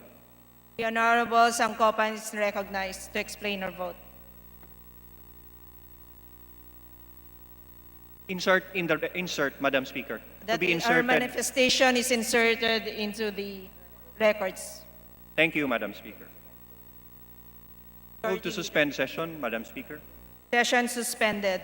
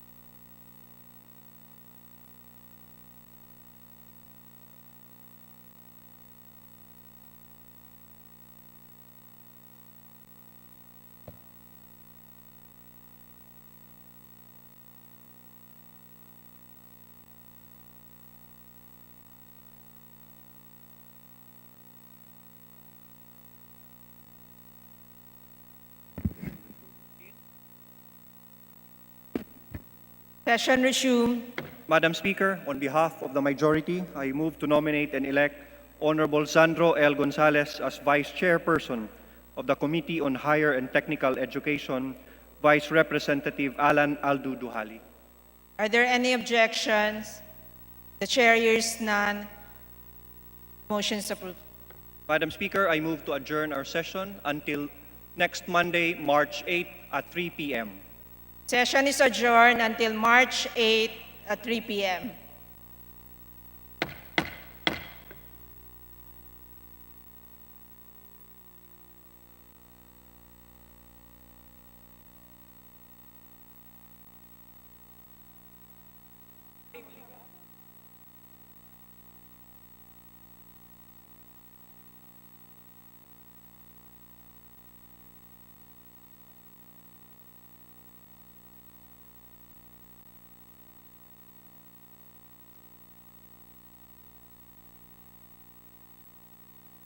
Yatag ko na sa imo.